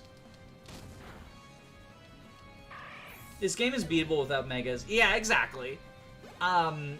Like, I think Megas are fun, so I'm gonna use them when I have the option, but you usually... The secret sauce is you usually don't have the option. Like, in most vanilla Nuzlocks, the only Mega you're gonna get is Lucario if you allow it. There is Mega Gengar if you can get, if you get it. You can get Mega Abomasnow pretty easily as well if you catch it. Mega Abomasnow is going to be a big part of 0% growths, which is a challenge I'm going to do soon. Soon-ish. Its horns capture the warm feelings of people or Pokemon. Its body warms up slightly. Alright, Mr. Bowlcut. Oh, Miss Bowlcut! Ooh, I need a good name for Gardevoir.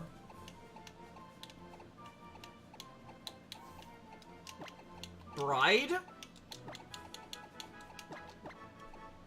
Sure, Bride. Okay, I think that was probably our best encounter for here. Like, Gardevoir is quite good. Anyway, time to do the boring part from Palace bullshit. Where we learn that rich people are terrible, except for not really. It's weird. Maybe Aerodactyl if you don't pick the base fossils in the vanilla Nuzlocke. Can you get Mega Aerodactyl Stone in the main game? Can you get a Mega Aerodactyl Stone? Or is it post-game only? I don't actually know. I think I always get Tyrantrum, though. Not because he's good, again, but because I like him. Like, sometimes if I'm Nuzlocking X and Y, I just pick a Pokemon I like. When I get the option, right? Like, I pick Venusaur because it's my favorite Gen 1 starter. Even though, like, Mega Charizard is probably better just because, like...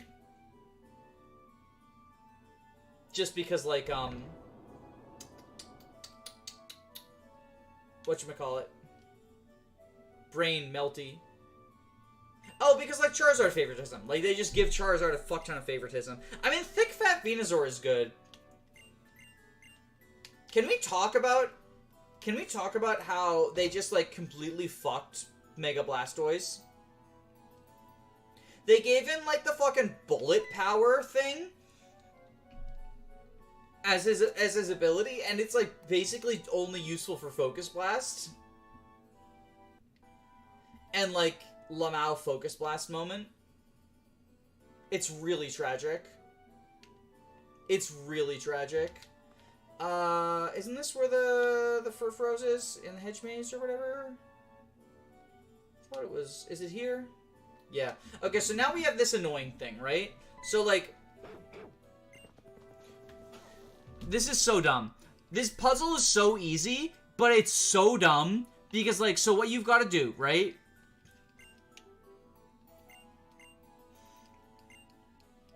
She gets mad at you for, like... Okay. You gotta... baby, fucking let me put you here. Okay. So then Furfrou goes up this way. And then we gotta... Oh my god. I know!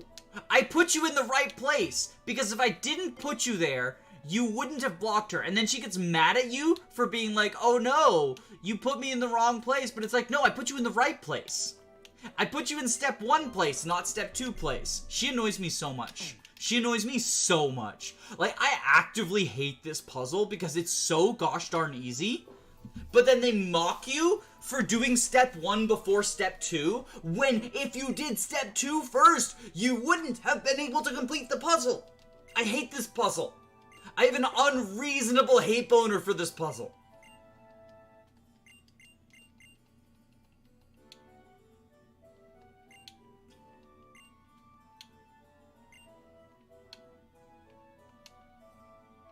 Give Origin Pulse to Blastoise? Isn't Origin Pulse like Palkia's signature move or some shit? Oh, this is the Hedge Maze where some stuff is hidden. The Farfetch puzzle in Johto was more enjoyable. Yeah, because at least in the Farfetch puzzle, they don't yell at you for, like, doing step 1. Because Shauna's just like, you fucking idiot. You fucking idiot. Why would you tell me to wait there when you have to make me wait in a different spot? And it's like, no, you actually have to wait there or the Farfetch won't go to the top. I've never seen so much rage for Furfrou. It's not Furfrou I'm mad at. Furfrou's great. Furfrou's just a dog. I'm mad at fucking Shauna. Because Shauna is a see you next Tuesday. Kyogre's signature move. Hydro Pump, but it hits both mons and doubles, and it's 5 more accuracy. That sounds pretty good. But I also think, like, giving Farfetch a legendary signature move would be an insult to the or not Farfetch, Blastoise, a legendary signature move would be an insult. Although, what's really funny is, are you aware that in Diamond and Pearl, or not Diamond and Pearl, Omega Diamond and Pearl, whatever the fuck they're called, the shitty remakes, the Switch version remakes of Diamond and Pearl, shit-stained Diamond and lazy Bones Pearl. There's a Drifblim that knows Shadow Force, which is Giratina's signature move. Just some random trainer's Drifblim knows Shadow Force, which is Giratina's signature move, because when they were programming the game, they wanted to give it Shadow Sneak, which is the move that it has in Diamond Pearl Platinum, but they give it Shadow Force instead because they're right next to each other. I think that's very funny. No, it's not a ROM hack. It's the actual remake. It's just a programming error. Like, it's the actual Switch remake, just a fucking programming error. Also, I love how they're just firing fireworks off during the day, as if that's not, like, weird.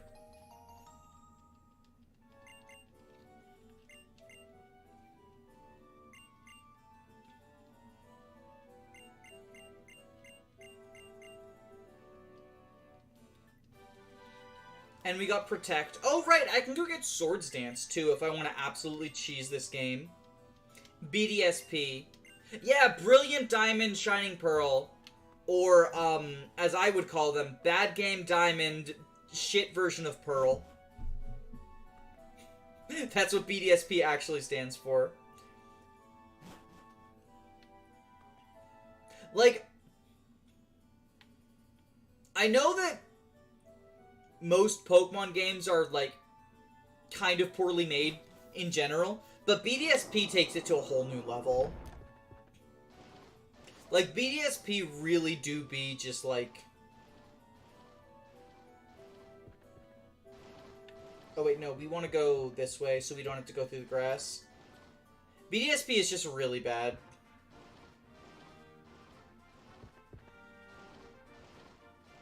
Zoom! Oh, wait, there's a TM. Okay, fine, I'll get the TM. Hot games, the Sinnoh. No, that's not a hot take. Or if it is a hot take, it's one I agree with. I think Diamond and Pearl are really bad. Here's my hot take. I think that, Generation 2 is incredibly bad, and the remakes of Gen 2 are also incredibly bad. I think it's one of the... I think Generation 2, including the remakes, is the worst generation. Like, everyone says that, like, Heart Gold, Soul Silver are the best remakes, and that's just... I feel like that's just nostalgia. I think that's just Pokemon walking nostalgia. It's like anyone who says Mario Party 2 is the best Mario Party is just nostalgic for costumes. Because holy shit, that game is bad.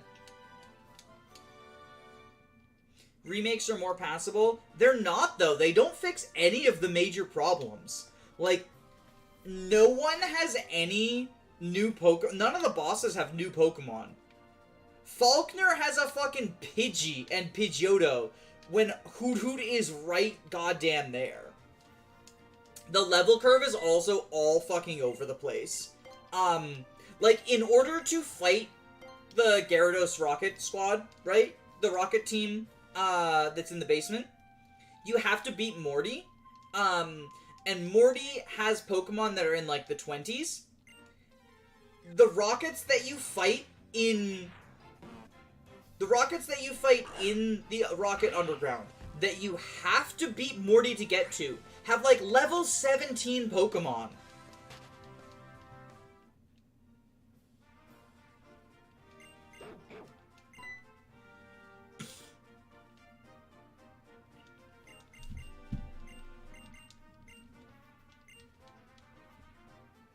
They don't fix anything, they just add some neat features.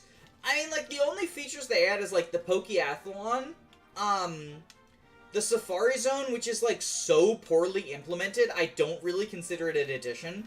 Like, the Gen 2 Safari, or the Gen 4 Safari Zone, the Heart Gold Soul Silver Safari Zone, is so poorly put together, just because of the, like, it's cool conceptually to build the environments, right? It's cool to build the environments, but, like, it takes forever and a half to unlock them. It's absurd. Okay, so we have... Okay, what have we got as options here? The follower Pokemon is cool, and it's the best they've ever done follower Pokemon, with the exception of... I personally think Let's Go Pikachu's follower Pokemon are better, because you can ride them. But, like, it's also graphical limitations, right? They couldn't really do it as good in Heart Gold Soul Silver. as they can in Let's Go Pikachu. Let's Go Pikachu underrated. Like, it's definitely, I understand why people dislike it, but I don't think it's like I think it's a better remake than Heart Gold Soul Silver. We just didn't need another Gen 1 remake, I think is the only problem. I mean, like, we kind of did, because Fire Red Leaf Green was pre-special physical split. Okay, so there's a bunch of Smeargles I can get. Or a Flabébé. No, the Flabébé is Trevor. So yeah, my only option is Smeargle. That's a throwaway encounter. That's a throwaway encounter if I've ever seen one. Well. Oh, wait, no. Is the Battle Chateau on this route?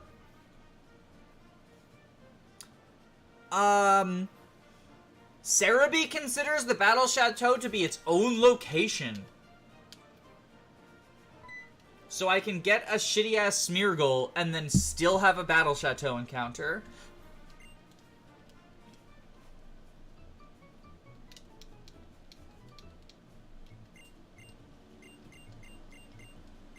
The Mischievous Rant. Is the Mischievous Rant the fact that, like, not only do no trainers have Gen 2 Pokemon in Gen 2, but most of the cool new Gen 2 Pokemon are, like, pushed into the post-game? Which, can we talk about the post-game? It's cool that you go to another region, but holy shit, it's bad. It's so bad gameplay-wise. Like, it is just a giant time waster until you get to Red, and then you have to either grind or candy yourself up to Red's level. The post-game of Heart Gold Soul Silver is real bad.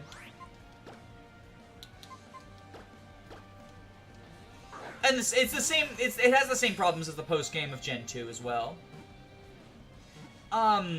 So I did, like, 2 years ago, I did a no Poke Center run of Heart Gold Soul Silver, that I have yet to edit down. It is eventually going to be a video, I keep saying. It probably never will be, but I keep saying it's going to be one.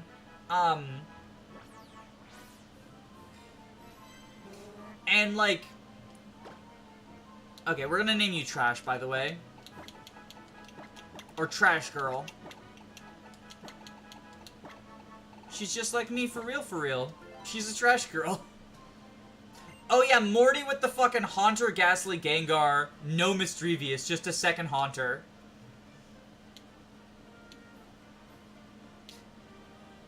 I mean, if it was a Gen 1 trainer... Sure, that's, if it was a Gen 1, like, sure, that's fine, I guess. But holy macaroni. Like, yeah, it's so frustrating. I mean, Faulkner has Pidgeotto instead of Noctowl, right? Like, in general, I think having the lower evolution and the higher evolution should try to be avoided. Alright, so Battle Chateau time. The Battle Chateau is our only truly random encounter.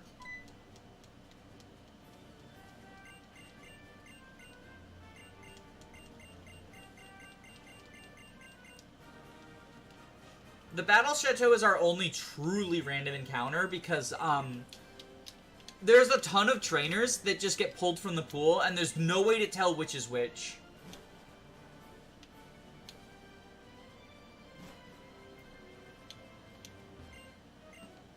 The wild Pokemon in Kanto are also so funny to me.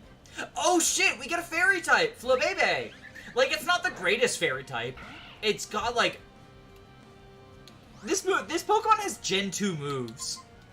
Like, when I say Gen 2 moves, does everyone know what I mean? A lot of Gen 2 Pokemon get given movesets that are just, like, really bad and unflattering to them. So when I say this Pokemon has Gen 2 moveset, I mean, like, this Pokemon has a bad and weird moveset.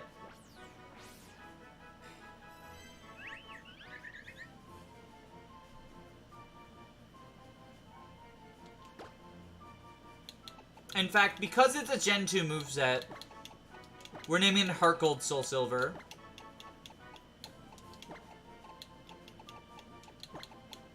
Also, shoutouts to this keyboard not having caps lock, which is annoying. Do the Battle Chateau Pokemon also have 0 IVs? I actually don't know. I'll have to check that after the stream, and I'll update y'all next week. Because I don't want to pull up PK Hex in stream. It just feels like, you know, grind it to a halt, I would lose viewers. Like, I lost 6 viewers when I went to go take a dump. I don't want to do more things that could make me lose viewers. Okay, we want Ash's Pikachu in the front, I think.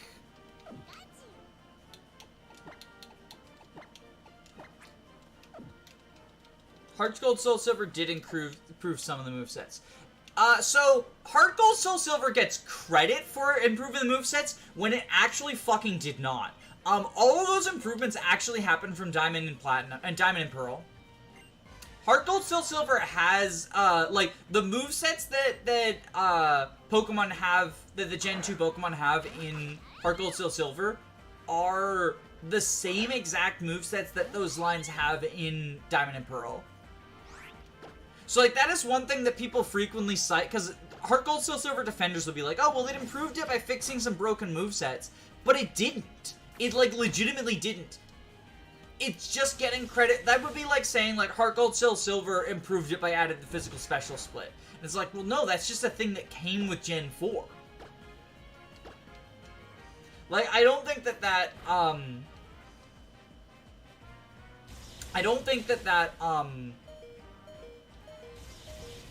is something that I'm willing to give Heart Gold, Silver credit for, because they, like, suck ass. They're bad remakes. Okay, I think we go Arden here.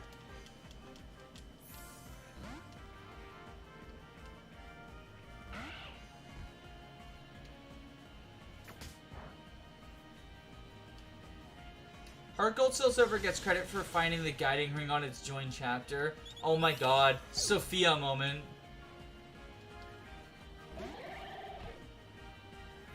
Sophia's so bad.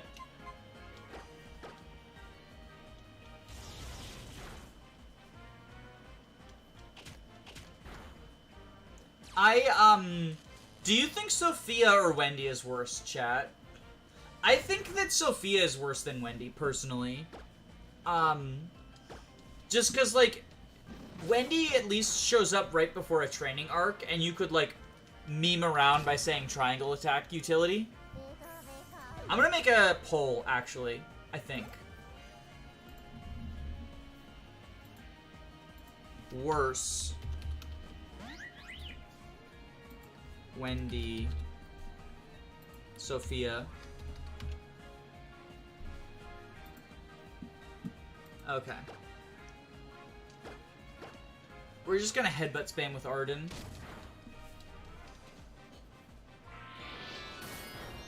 It's also worth noting that, like, Sophia does have that fat magic growth, and she can become a staffer. In theory.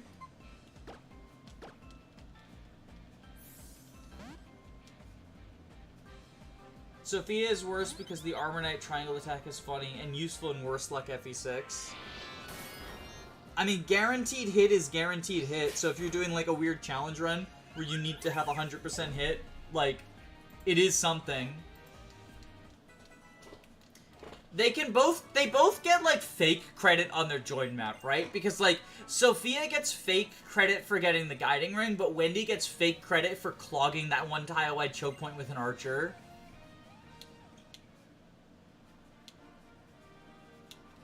So, like, they both get fake credit. I think there's a trainer in the cave, too, in Connecting Cave. Yeah, there's a trainer here. That's a breeder. Is there a better trainer? Connecting Cave. Nope, the breeder is the only trainer, so we get a ducklet for our encounter.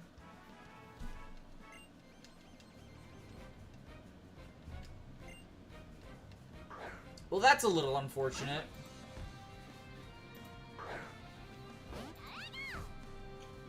Like, it's not that... I don't want to say, like, Wendy has no merit... Or Sophia has no merits over Wendy, right? Because, like, if you train her, if you want to train one of the shitty training projects, Sophia probably turns out better long-term. Because she gets high magic, staffer, apocalypse, fun stuff, right? She can have the highest warp range in the game. Thanks to Apocalypse and her high magic growth. But, like, Nime does all the warping you need for free. What's our Quacker's Quacker McQuack duck? Daisy Duck.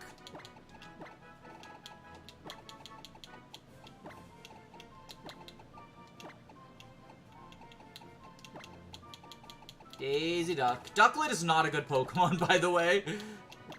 Ducklet is not a good Pokemon.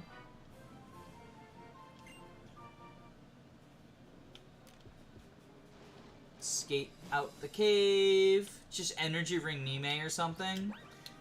Can Nime cap if you use the energy ring on her? Because I'm fairly certain Sophia caps on average if you're, like, crazy enough to 2020 her.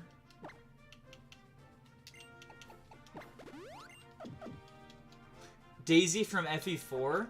Daisy from FE5 Forseti's cut, am I right, gamers?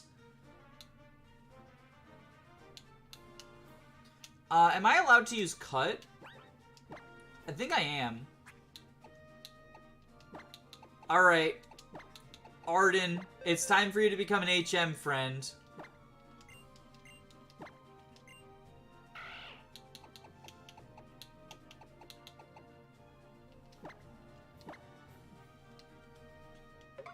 Ducklet's the weakest water flying type out there. If its bases are better, it could be a special sweeper in a niche type category. Yeah. I mean, like, it's not like being a water type is bad. Like, bulky water is an archetype for a reason, right? It's just not great. Silver powder for Jagan?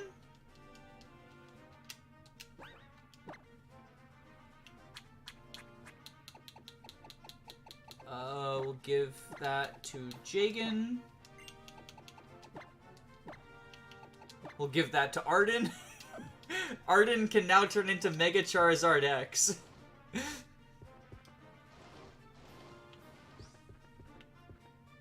Alright, so now we go through Connecting Cave. You fucking liar, Cerebi? Oh, wait, never mind. That's not a trainer. I thought that was a trainer, and I was like, I got a Ducklet when I could have gotten something else. Okay, Route 8. What are our options in Route 8? So we can get a... Oh! Where's Rising Star Paulette? Oh my god, fuck off. These two are also annoying. Coastal Dex, OMG, so cool. Just show me Paulette. Okay. I want Paulette. Paulette has an Axew. If we get fucking Haxorus...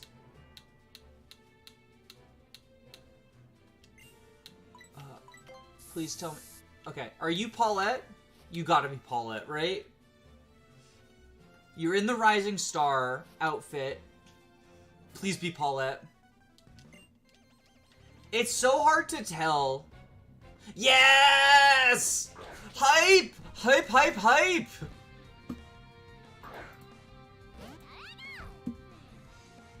Can you trade 4 potential boots for 4 potential energy ring? Yeah, they're in the secret shop. Water is water without any ice of Pokemon.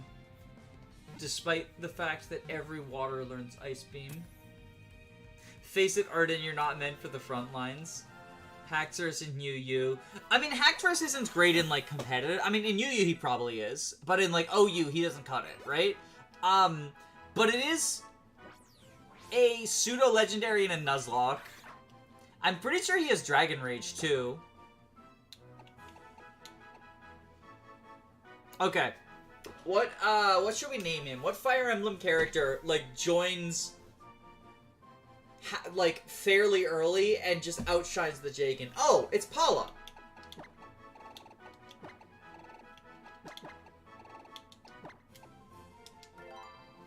Like, because we've just outshined our Jagan now. Because I'm pretty sure she has Dragon Rage.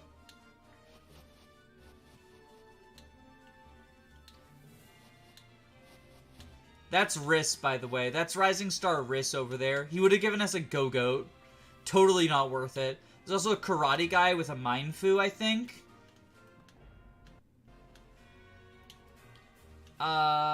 Is this the way down? I think we go over here. Yeah, then we go plop, plop, plop, plop, plop, plop, plop, plop, plop, plop, plop, plop, plop. I want that item. I'm greedy. It's probably bad. It's probably bad. It's probably not worth it. Oh, it's a Leaf Stone. That's actually not bad. I don't think he'll be outshining Jagan.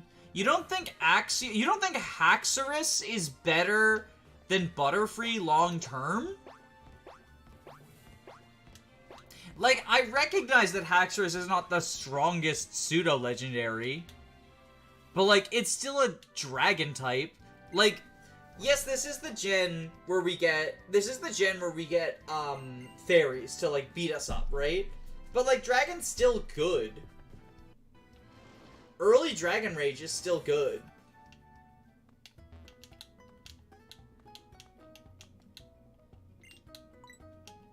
Sure, we have so many Max Repels, we might as well. I'm just repelling all the Pokemon that are in the Poke Center. Assurance, Dragon Rage, Dual Chop, Scary Face. Like, this seems good.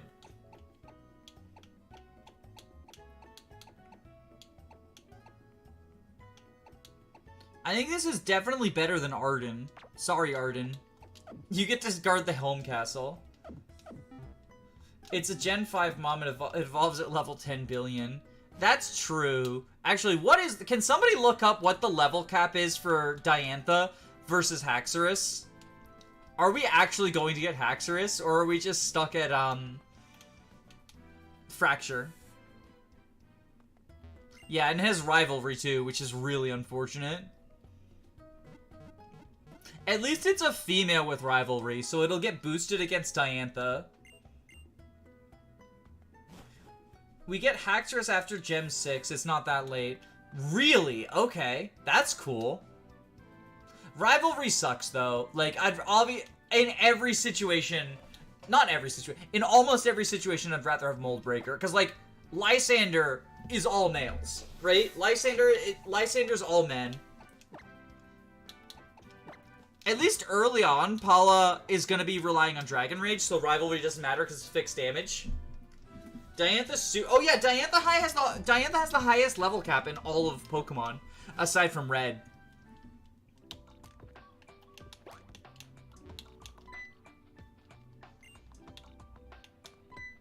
Oh, right. No, I forgot. Pokemon X makes you, like, talk to random people. You gotta go and figure out what fossils are, and then you're allowed to go into the cave.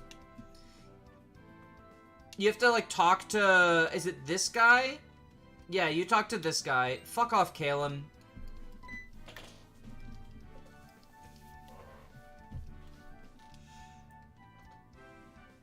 You can get Hydreigon and still be at the level cap for Elite Four. That's absurd. Oh yeah, Haxorus isn't actually a pseudo, is it? It's like Hydreigon is the pseudo.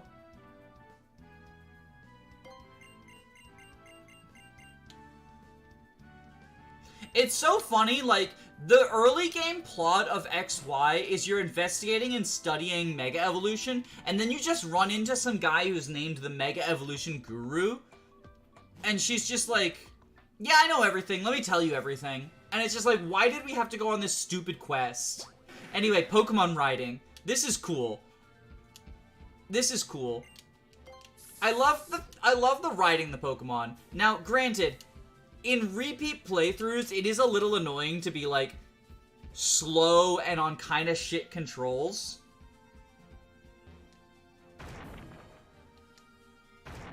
But, it's still cool. I still love riding the Pokemon.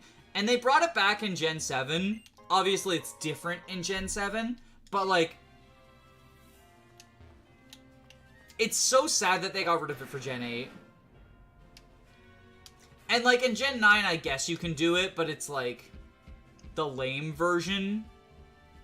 where you just get, like, Koraidon, Miraidon, which, granted, I like riding Koraidon and Miraidon and, like, gliding around and stuff, right? But let me ride, like, again, I'm gonna sing the praises of, Let's Go. You can ride, like, on Haunter in Let's Go. It's so based. What are your feelings on the Gen 7 games? I feel like Gen 7 is a very, like, love 'em or hate 'em, and I both. I love portions of it. I hate the long cutscenes. I love that it is actually difficult, but I think that in terms of Nuzlocking, the early game is a bit too harsh. I think that in terms of Nuzlocking, the early game is very, like, since immediately the enemy trainers are perfect IV, perfect EVs, you either need to cheat and give yourself the IVs and EVs, or you need to hope for, like, specific encounters. I think that, what is the... Gen 7, if there was a skip cutscene button. Yeah, that's the other huge flaw with Gen 7. I've never actually completed a Gen 7 Nuzlocke.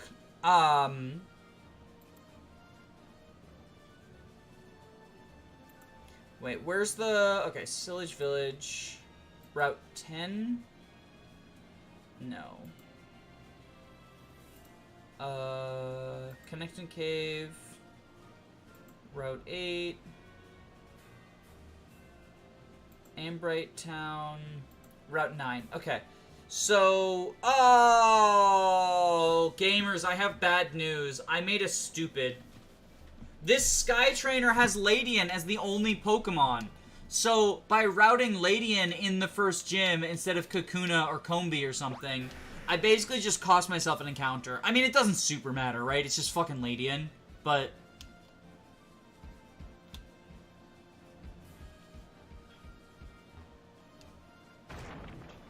I call that stretch Escape from the City for a reason. I mean, so my take, the way that I handle encounters in, Sun and Moon and Ultra Sun and Ultra Moon, just so that the school doesn't become the ultimate RNG fest, is like, I'm allowed to catch a Pokemon on all 3 segments of Route 1. Because there's, like, Route 1... traditional, then there's Route 1 like the seaside, and then there's Route 1 run, which is the schoolyard. And if you get one on all 3 of those and the starter, you have 4 Pokemon going into the teacher fight, which is like Teacher Emily is actually hard.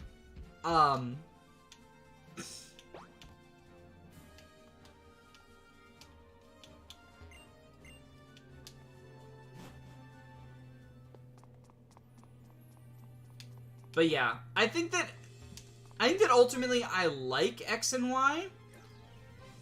But as a gen, they've got some pretty significant problems. Oh, if this were a traditional Nuzlocke, that would actually be a pretty good encounter. Not that Mawile like a great Pokemon, but just Steel Fairy is a good typing, and it has access to a Mega Stone. Actually, does it have access to a Mega Stone, or is it post-game only? It's still better than, like, Onyx, who's an option in here.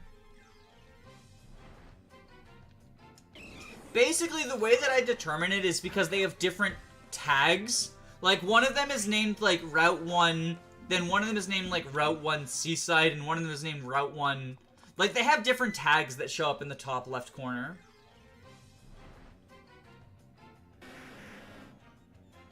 Yeah, so in Vanilla, she has the opposite starter, right? In Vanilla, she's like the true rival. She gets like the real starter. And then How is like, I'ma be a baby rival, I'ma grab the wrong one.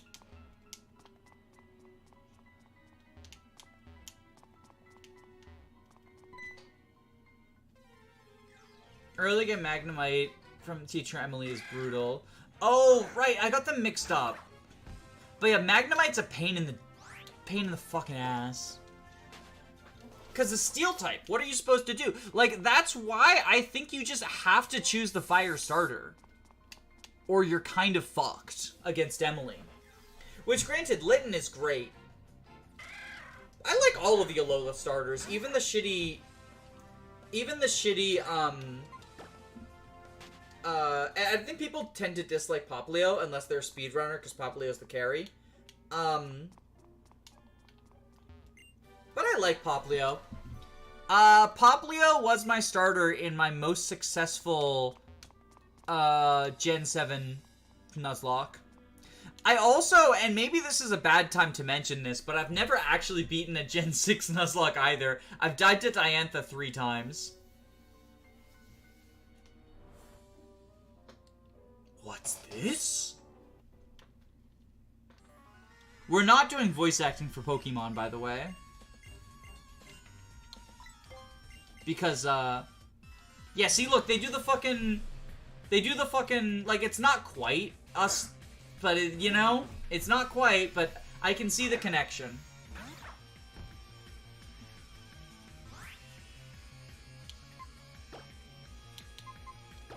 I don't think people are unreasonable for pointing it out.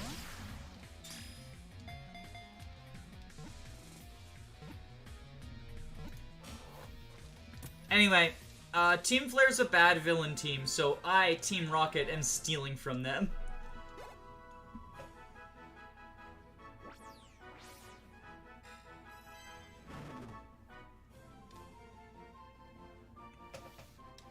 We need to name... Okay, does anyone in chat have a dog I can name this after? Preferably a male dog.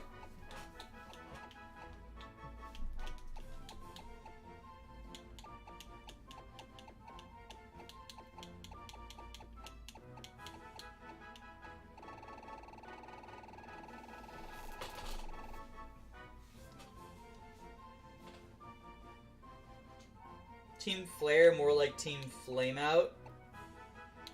Lamau got him! Moth? Logan? I think Moth was a reference to Sacred Stone, so I'm gonna go with Logan, because I think that's an actual dog's name. And I'm sorry, Luigi of the Gods, if you actually named your dog Moth. I don't believe you. I'm sorry, Haley. I'm going with the first one I saw. The first one I saw was Logan. If there's another dog, I'll go with yours. If we get another dog, I'll go with yours. Okay, we have to fight her now.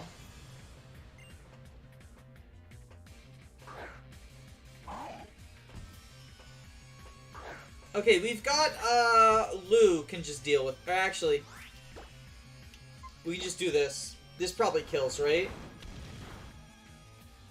Oh, it does not.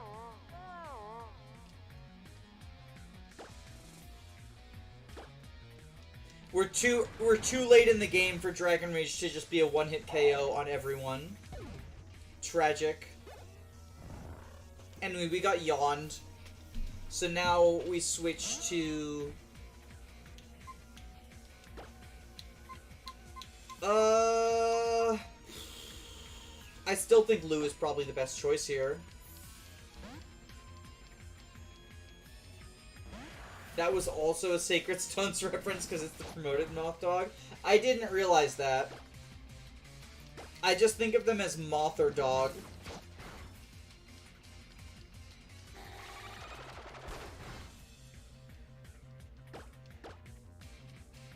There we go. Okay, we're speed-tied with Electrike, it would seem. Unless it was using, like, Roar or some sort of anti-priority move.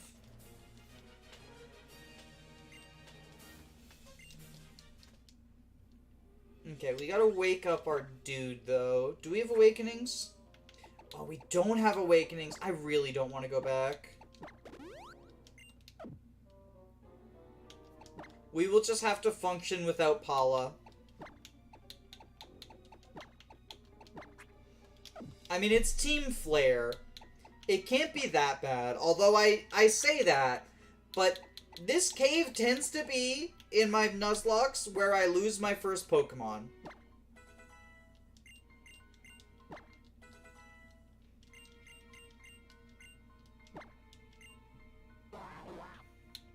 So this is better than Water Sport, which is not Water Spout. Society if Jagans had Eclipse. Awakening, Fire Emblem reference? Fire Emblem! The bad one! And I say that. Awakening has good features. It's not Birthright.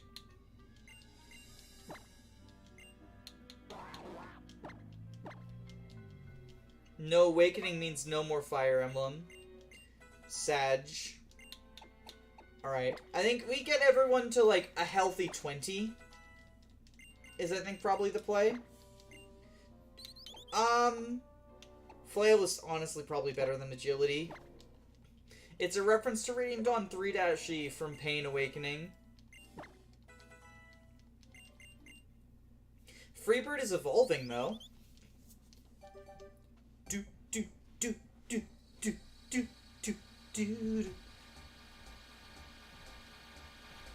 3-E is a cool map for speedrunning. I love the speedrun strat of just, like, killing off a bunch of shitty units to increase the counter.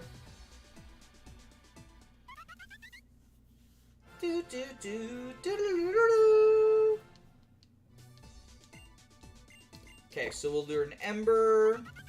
We're a physical attacker, right? Yeah. But it's not like our special attack is, like, so much slower.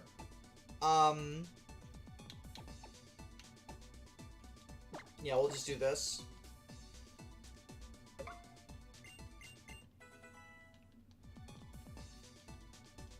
He can't change. Or she can't change. Okay, so we'll go to 20 on everyone. Jigon. Oh, Jigon. Gust would have been nice for Viola, but, like, we're also fine. So Gust will have effectively 60 power. I think we have Lu for psychic type moves. I think Gust over Confusion.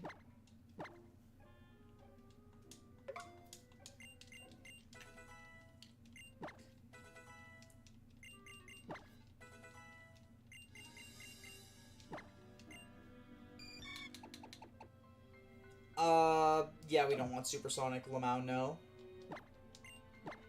Imagine learning Supersonic at level 18 when you learned the powders at level 12. Like, feels bad. Feels bad. Also, like, Scary Face is worthless in singles. Okay, Ash's Pikachu up to 20. Lu up to 20. Yeah, we'll do that.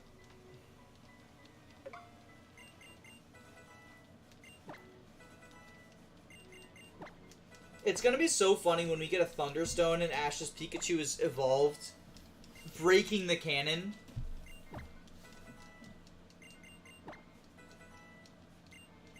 I hate Supersonic as a move. I swear it's got better accuracy in the AI hands.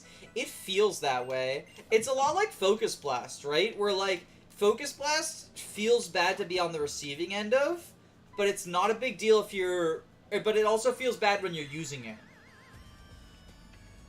Imagine learning Slam at literally any point. I love how Calem's like, you steal Pokemon, you're bad. I'm gonna team up with my friends to defeat you for stealing Pokemon. Also, he throws out Esper in the face of 2 dark types. Alright, so I think I'm going to Water Pulse Scraggy, because I think Krogunk has dry skin, potentially. Why are you putting up Light Screen against 2 physical attackers? Calem, you fucking moron.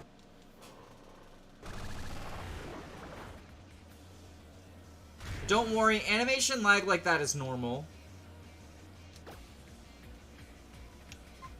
I think we disable Krogunk. Wait, is Krogunk... Oh, Krogunk's fighting in... Okay, yeah, no, I was wrong. It's a fighting type. Okay, Esper's not the worst choice.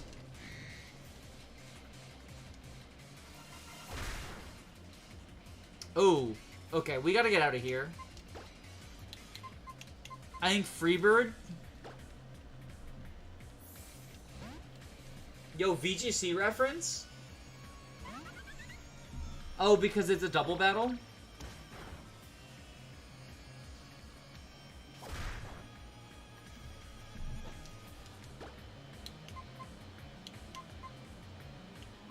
I think we just Ember here.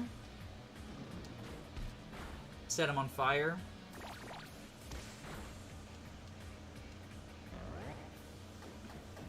Oh, I've been tormented. Oh no, I got... Oh, okay, I think we switch out again to Jagan. I like Meowstic as well, but I think that Meowstic... Like, Calum doesn't know how to use Meowstic. Like, he's just spamming Covet. And Esper's dead.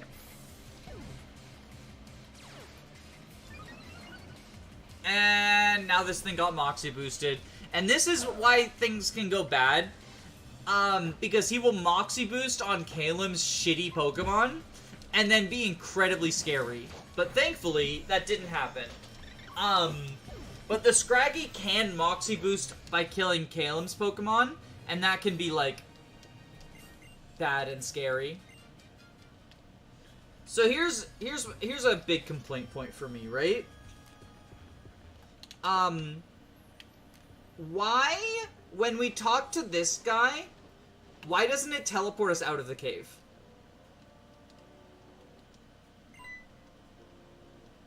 Like, this cutscene should teleport us out of the cave.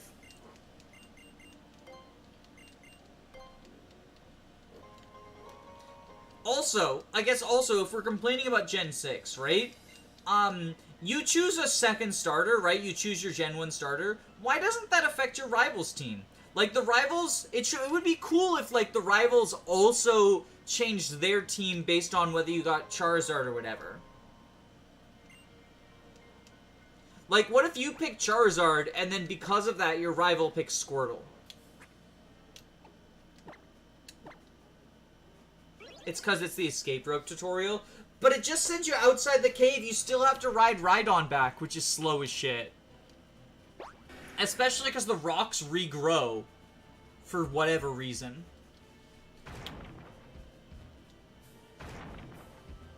Like, I don't know. As I get older, I have less tolerance for backtracking sections. For unnecessary backtracking sections. Stomp, stomp, stomp, stomp, stomp, stomp, stomp, stomp, stomp. Crash. Crash. Stomp, stomp, stomp, stomp, stomp, stomp, stomp, stomp, stomp, stomp, stomp, stomp, stomp. Ride on. Ride on these nuts. Stomp, stomp, stomp, stomp, stomp, stomp, stomp, stomp, stomp, stomp, stomp, stomp, stomp, stomp, stomp, stomp, stomp, stomp, stomp. Ride on is over. Oh, apparently not. I got on by accident, because I'm bad at the controls. Just get off! Get off! Bitch, get off!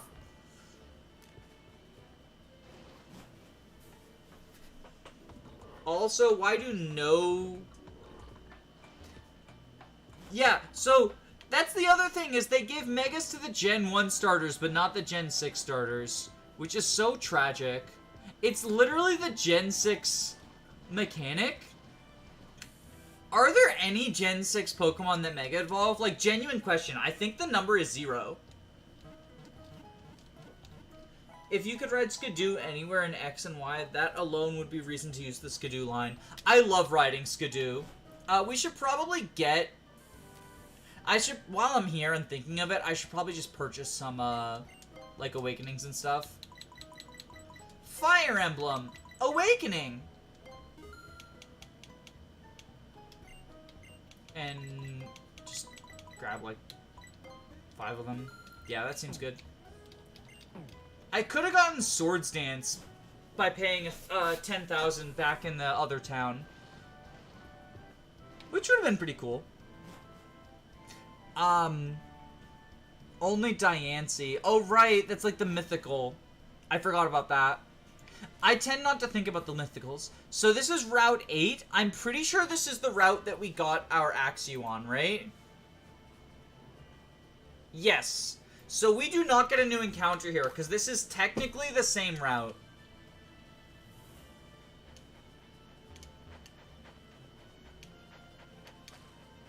So no Magikarp for us. Oh my god, lady, go away. Just let me through!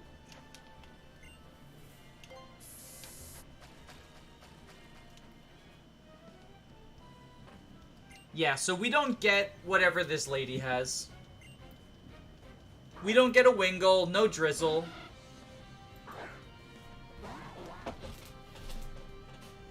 My son Chestnut is just getting nothing. I like the Gen 6 starters. Like, I feel like I like most starters that are not the Gen 2 starters. The Gen 2 starters, other than for Alligator, are kind of stinky.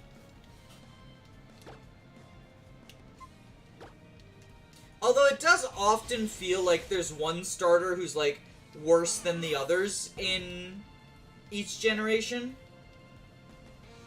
Like, I don't like Cyndaquil, but it's not as bad as fucking Bayleaf.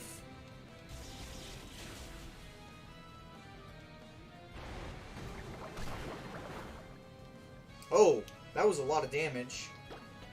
Paula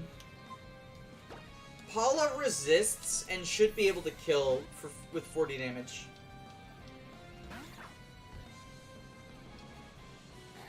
Oh my god, she's mind gaming me. Critical hit. Okay. Paula, show them why you're the true Jagan.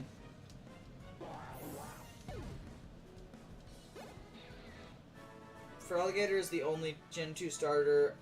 I'm tired of pretending I have any thoughts about Cyndaquil. Cyndaquil's alright, but like Bayleaf is...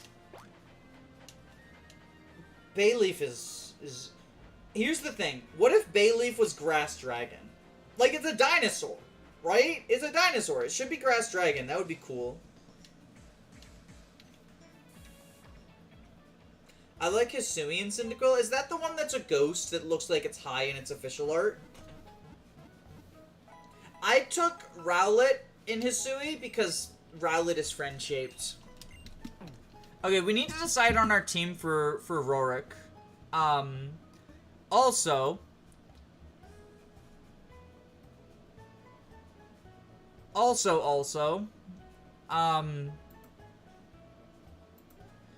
we need to see who we're stealing from in the gym. Our options are Dwebble, which doesn't seem great. Roggenrola, which doesn't seem great. Lunatone. Lunatone's a pretty good early encounter. Or Rhyhorn.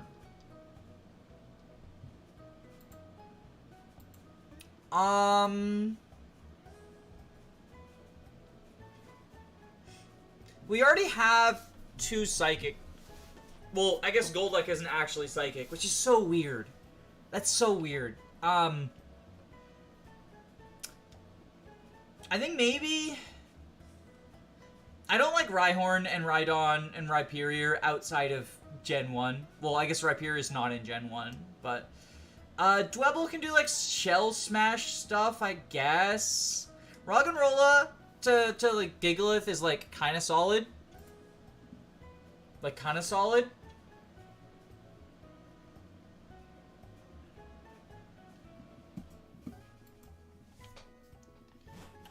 I kinda want Lunatone just as, like, another tank. It does end up being sort of like a do-nothing.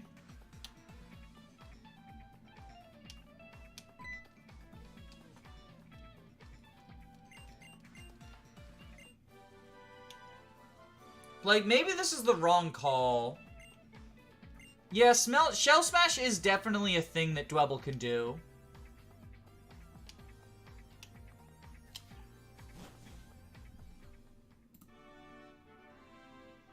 So, if we want Dwebble, we go for the first Rising Star.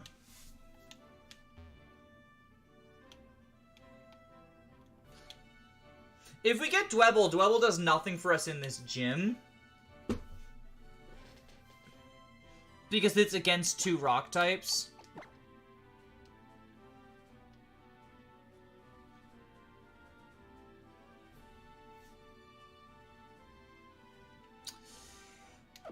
But we have a pretty good matchup into this gym. Yeah, let's get Shell Smash Dwebble.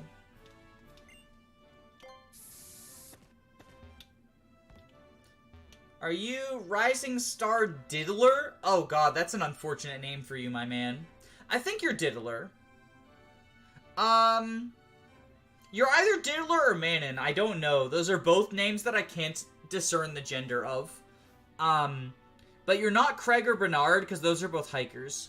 Okay, we'll let the fates decide. We'll let the fates decide. I either get Luditone or Dwebble. We're letting the fates decide.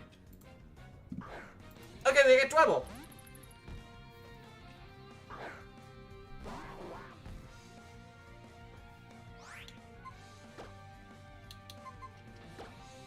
We getting Bobbery now? Sure, I'll name him Bobbery. His name is Rising Star Diddler. His name is actually Rising Star Diddler. All I can think of when I hear that is Frank from It's Always Sunny being like, I didn't know he was a diddler! I didn't know he was a diddler! Dennis, believe me, I didn't know he was a diddler!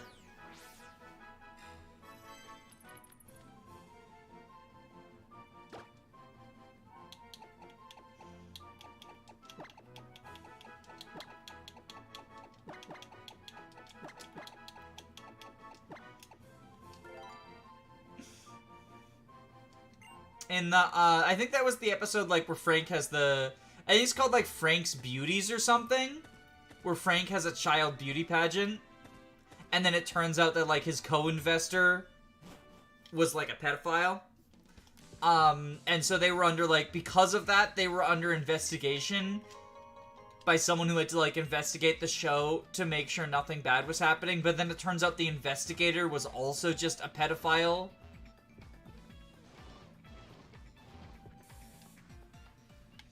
Very unfortunate name for Rising Star Diddler.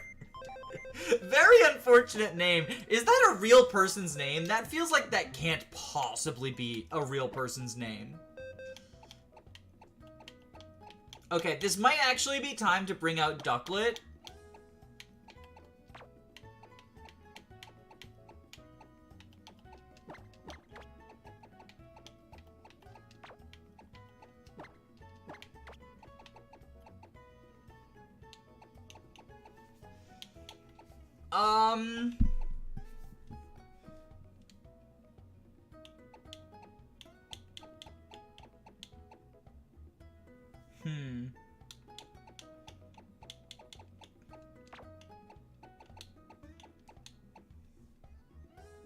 He actually has moves. He actually has moves. Like, they're not good moves, but he actually has moves. That's pretty cool. DDA is a French name. That's a really unfortunate spelling for that name.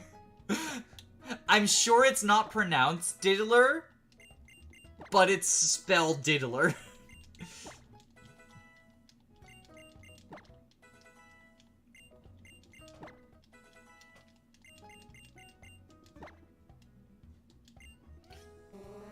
I mean, we definitely replace Ember, which won't be of much use to us in the gym, with Sketch. And we could potentially sketch something more useful.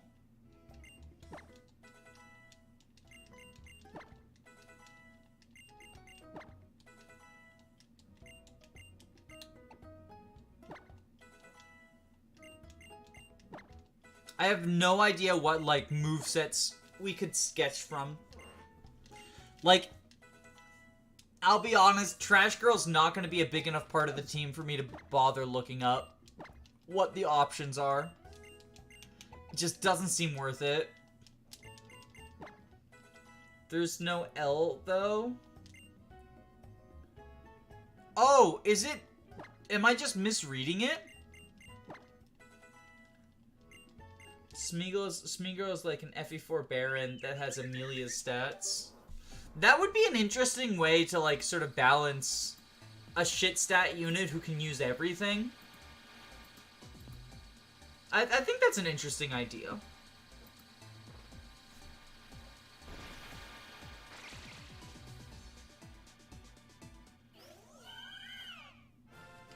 So we got Floette. So, like, I think that there's a bunch of people who think that Floette should be a grass type, grass fairy. And I feel like that just comes from not understanding the Pokemon. Like, you never read the Pokedex, right? Better than Lucky Chant is Wish. Cause like, the flower is not part of Floette, right? Like, it's just holding it like a weapon. And if that makes it a grass type, then like, am I a water type every time I take a drink of water and have a cup of water in my hands?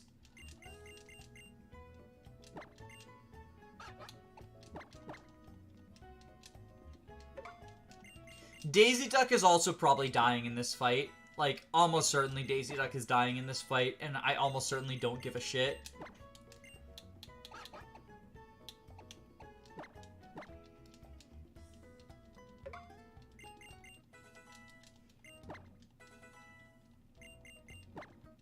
D-I-D-L-E-R.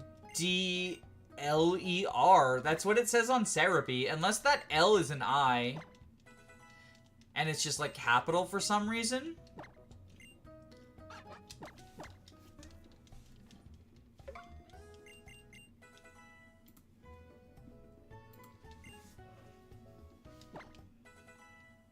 I personally believe Grant is the hardest gym leader in this game, and that's saying a lot. Yeah, honestly, I think he is one of the harder ones to Nuzlocke.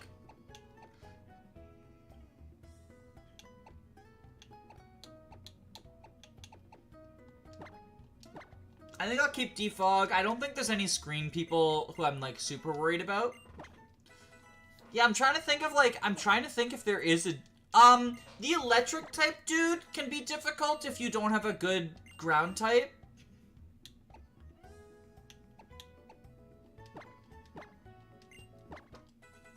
The psychic and fairy people are fucking jokes. Wolfric is a joke. Viola is a joke. The Elite Four has hands. The Elite Four has some hands. The fighting type trainer literally has one move that can hit ghost types, and it's Rock Tomb. And if your ghost type is slower, she won't use it, which is hilarious.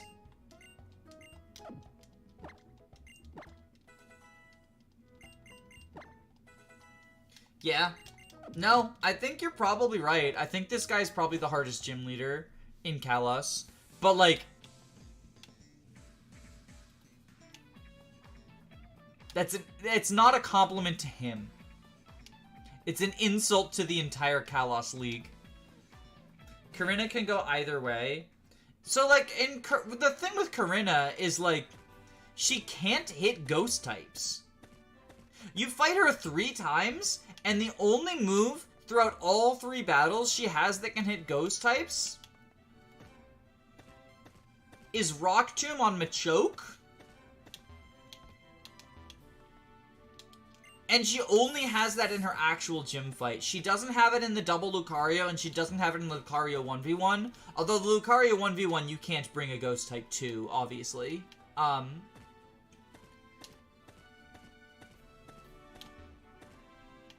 right. You're a trick.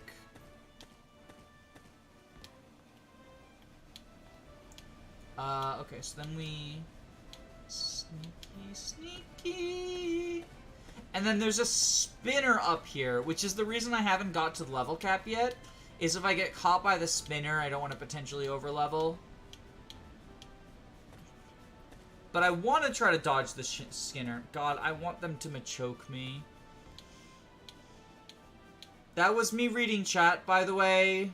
That was not a Danny Doyle original. Okay, cool. We can candy up the rest of our team. Go to 25.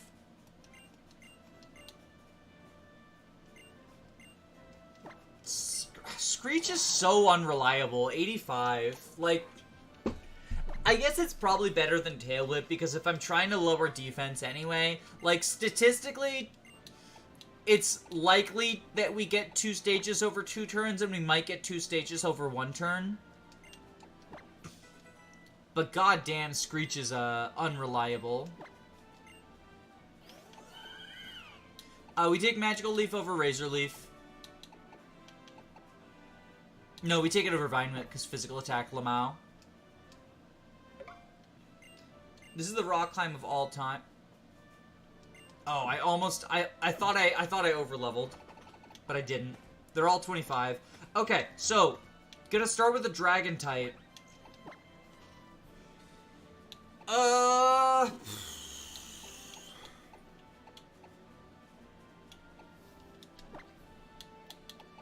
I think we start with HGSS.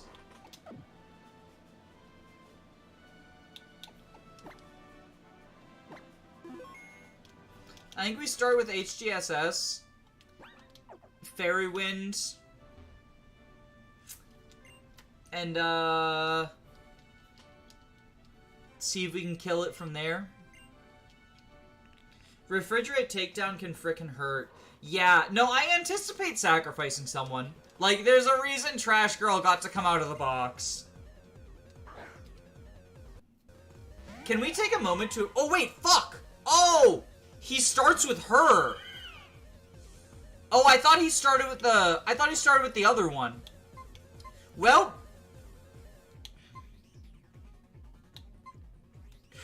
Trash Girl, you might be dying sooner than I anticipated. Oh, Thunder Wave, too. That's unfortunate. Okay, we just have to Brick Break through paralysis. Or die. Or die. That's cool, too. Okay, Bye, Trash Girl. I thought that he started with... Cerebi fucking lied to me! Cerebi says that he starts with a T-Rex. That's such a ripoff. Okay. What's our plan?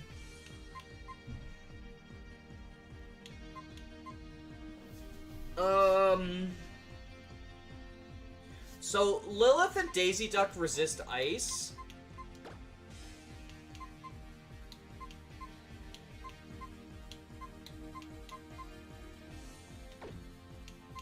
I think we go Daisy Duck. Yeah, Cerebi's a liar. Cerebi is such a fucking liar.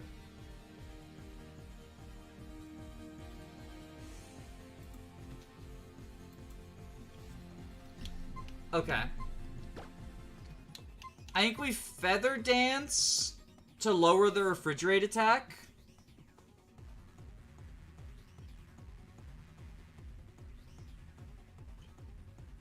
This will be neutral because of flying. Like, Refrigerate will be neutral, or Refrigerate Takedown will be neutral because of flying. Thunder Wave, yeah. Love's going for Thunder Wave. Alright, and then we Bubble Beam here. Aurora Beam. Why Aurora Beam, I wonder? Because Takedown would recoil, which would have been great for us. Oh, because we Feather Danced. Oh, that's so rough. That's so rough. Just a sliver. Do you have Quick Attack?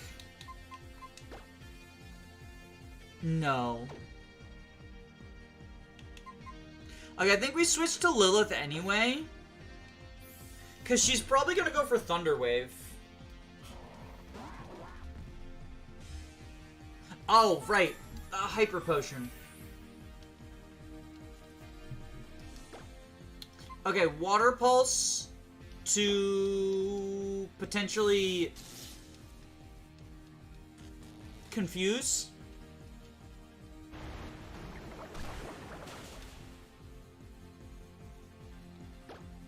Okay, it's a two-shot. It's a two-shot. If we don't get paralyzed. Yeah, there we go. There we go. There we go. There we go.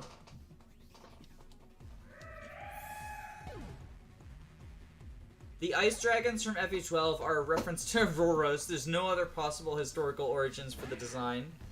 Alright, so... my plan was to use... So I thought that... I think we sack Daisy Duck here. For a clean switch to HESS.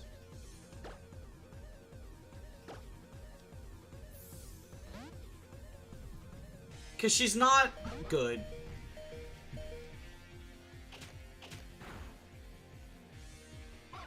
Goodbye, Daisy.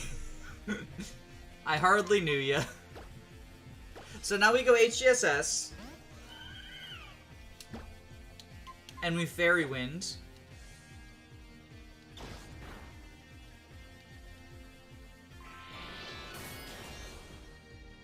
Okay, so it looks like a 2-shot.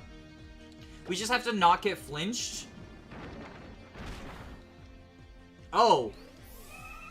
Okay, Rock Tomb killed. Okay, oh, this is bad.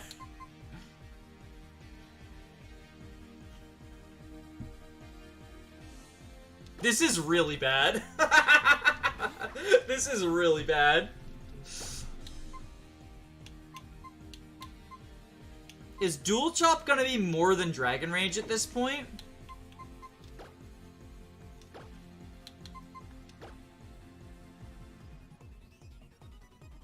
No, because of fucking rivalry. We have to Dragon Rage because of fucking rivalry. And hope that 40's enough. Yes! Okay! Okay, we did it. God damn it. Alright, let's change the death counter. Deaths 3. Holy mackerel. Cerebi lied to me. That's tragic.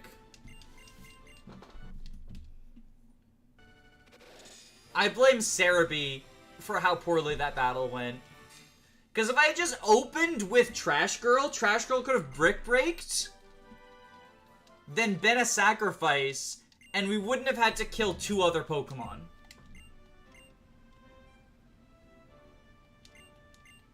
At least we have, like, a couple of encounters coming up. Is this the, where's the slide? Do we have to climb down to get to the slide? That's lame.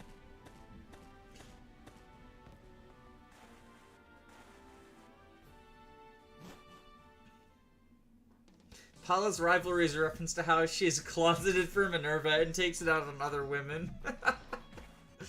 Alright, let's go bury our fallen comrades. And as is tradition, judge them for their crimes or goodness.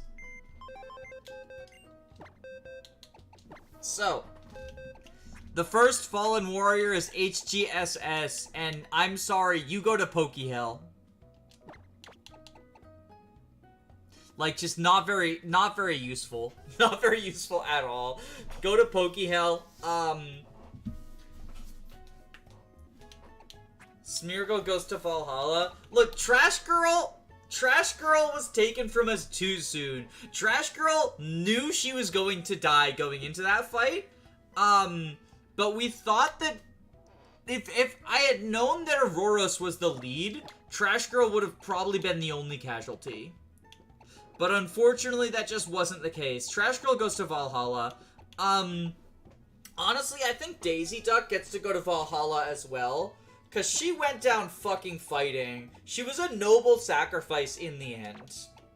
Only HGSS has to go to Pokehell. Because that was a really disappointing performance. The Rock Tomb doing more damage and making it so that she couldn't get the kill was, like, just tragic. Just tragic. That was our Chateau Pokemon, too. So, like, if anyone had more than 0 IVs, it was her. Alright, we gotta get some more people out the box, though. I think Jagan comes back. I think... Houndour? We can bring Logan. And we can bring Bride. She did the sack that needed to be done. Daisy, yeah. Daisy knew what was coming and embraced it. Alright, where's the candy?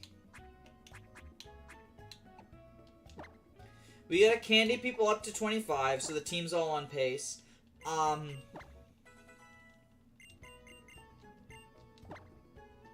No, we don't want Whirlwind. Whirlwind is not very good in the single player. It's you know, it's good in competitive, but it's not good in the single player. Oh, Psybeam though. We can always reteach Infestation if we want it, because it is a TM.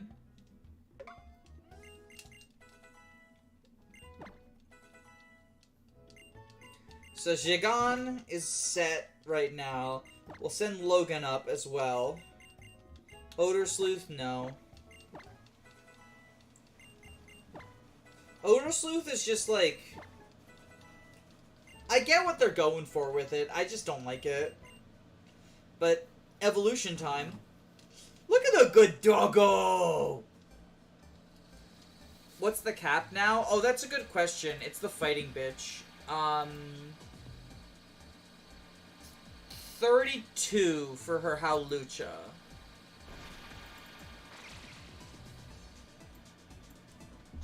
So I'll fix that too.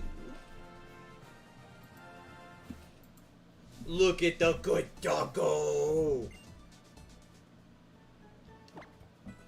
I am just bringing them to 25 for now, because that's where the team is while we're on our way. Bride learn Teleport. Bride is probably going to evolve into Krylia, right? I don't have levels memorized, but like I think Krylia is... No, Lucky Chant's not good in singles. The way, like, so like Lucky Chant is good in doubles, because it basically lets you like permanently play around the crit. But in singles, you're taking off a turn in order to prevent crits, and since crits are 1.5 times, you're actually taking more damage from Lucky Chanting than, You're actually taking more damage from Lucky Chanting than from just taking the 2 hits. Bobbery's time to shine. Fast Spore is so priceless. Fast Spore is definitely good. Like, it's not quite Spore, you do have a miss chance, but it's like 97.5% accurate. Might as fucking well be, right?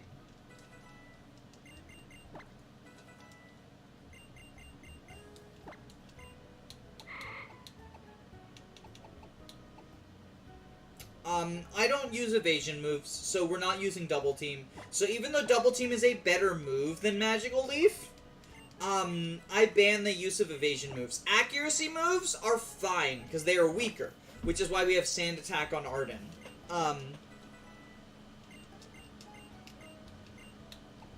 Heal Pulse is literally worthless in singles. Okay, with all of that out of the way, with 2 gyms and 3 deaths under our bat, I think it's time to sign off for tonight. I had a fun stream. Hopefully we'll get through more than 2 gyms next time. Just because, the first 2 gyms, there's a long stretch in between. But yeah. Thank you all so much for watching. Like the stream if you liked it. It'll push the VOD to more people. Stay tuned for more Pokemon next Sunday. And if you like Fire Emblem, cringe. But we're continuing the Burger King stream on Wednesday. And, I got some other Fire Emblem stuff going on. I'm almost done with the No Redundancy run. And, well, I guess the Mario Party isn't actually a Fire Emblem, but if you like Mario Party, I'm doing a Mario Party permadeath run on a weekly basis. We just finished the first map, and we're moving on to the Wrath of Luigi next week, so if you want to see me beat up Luigi, tune in. Otherwise, have a wonderful day. Bye-bye.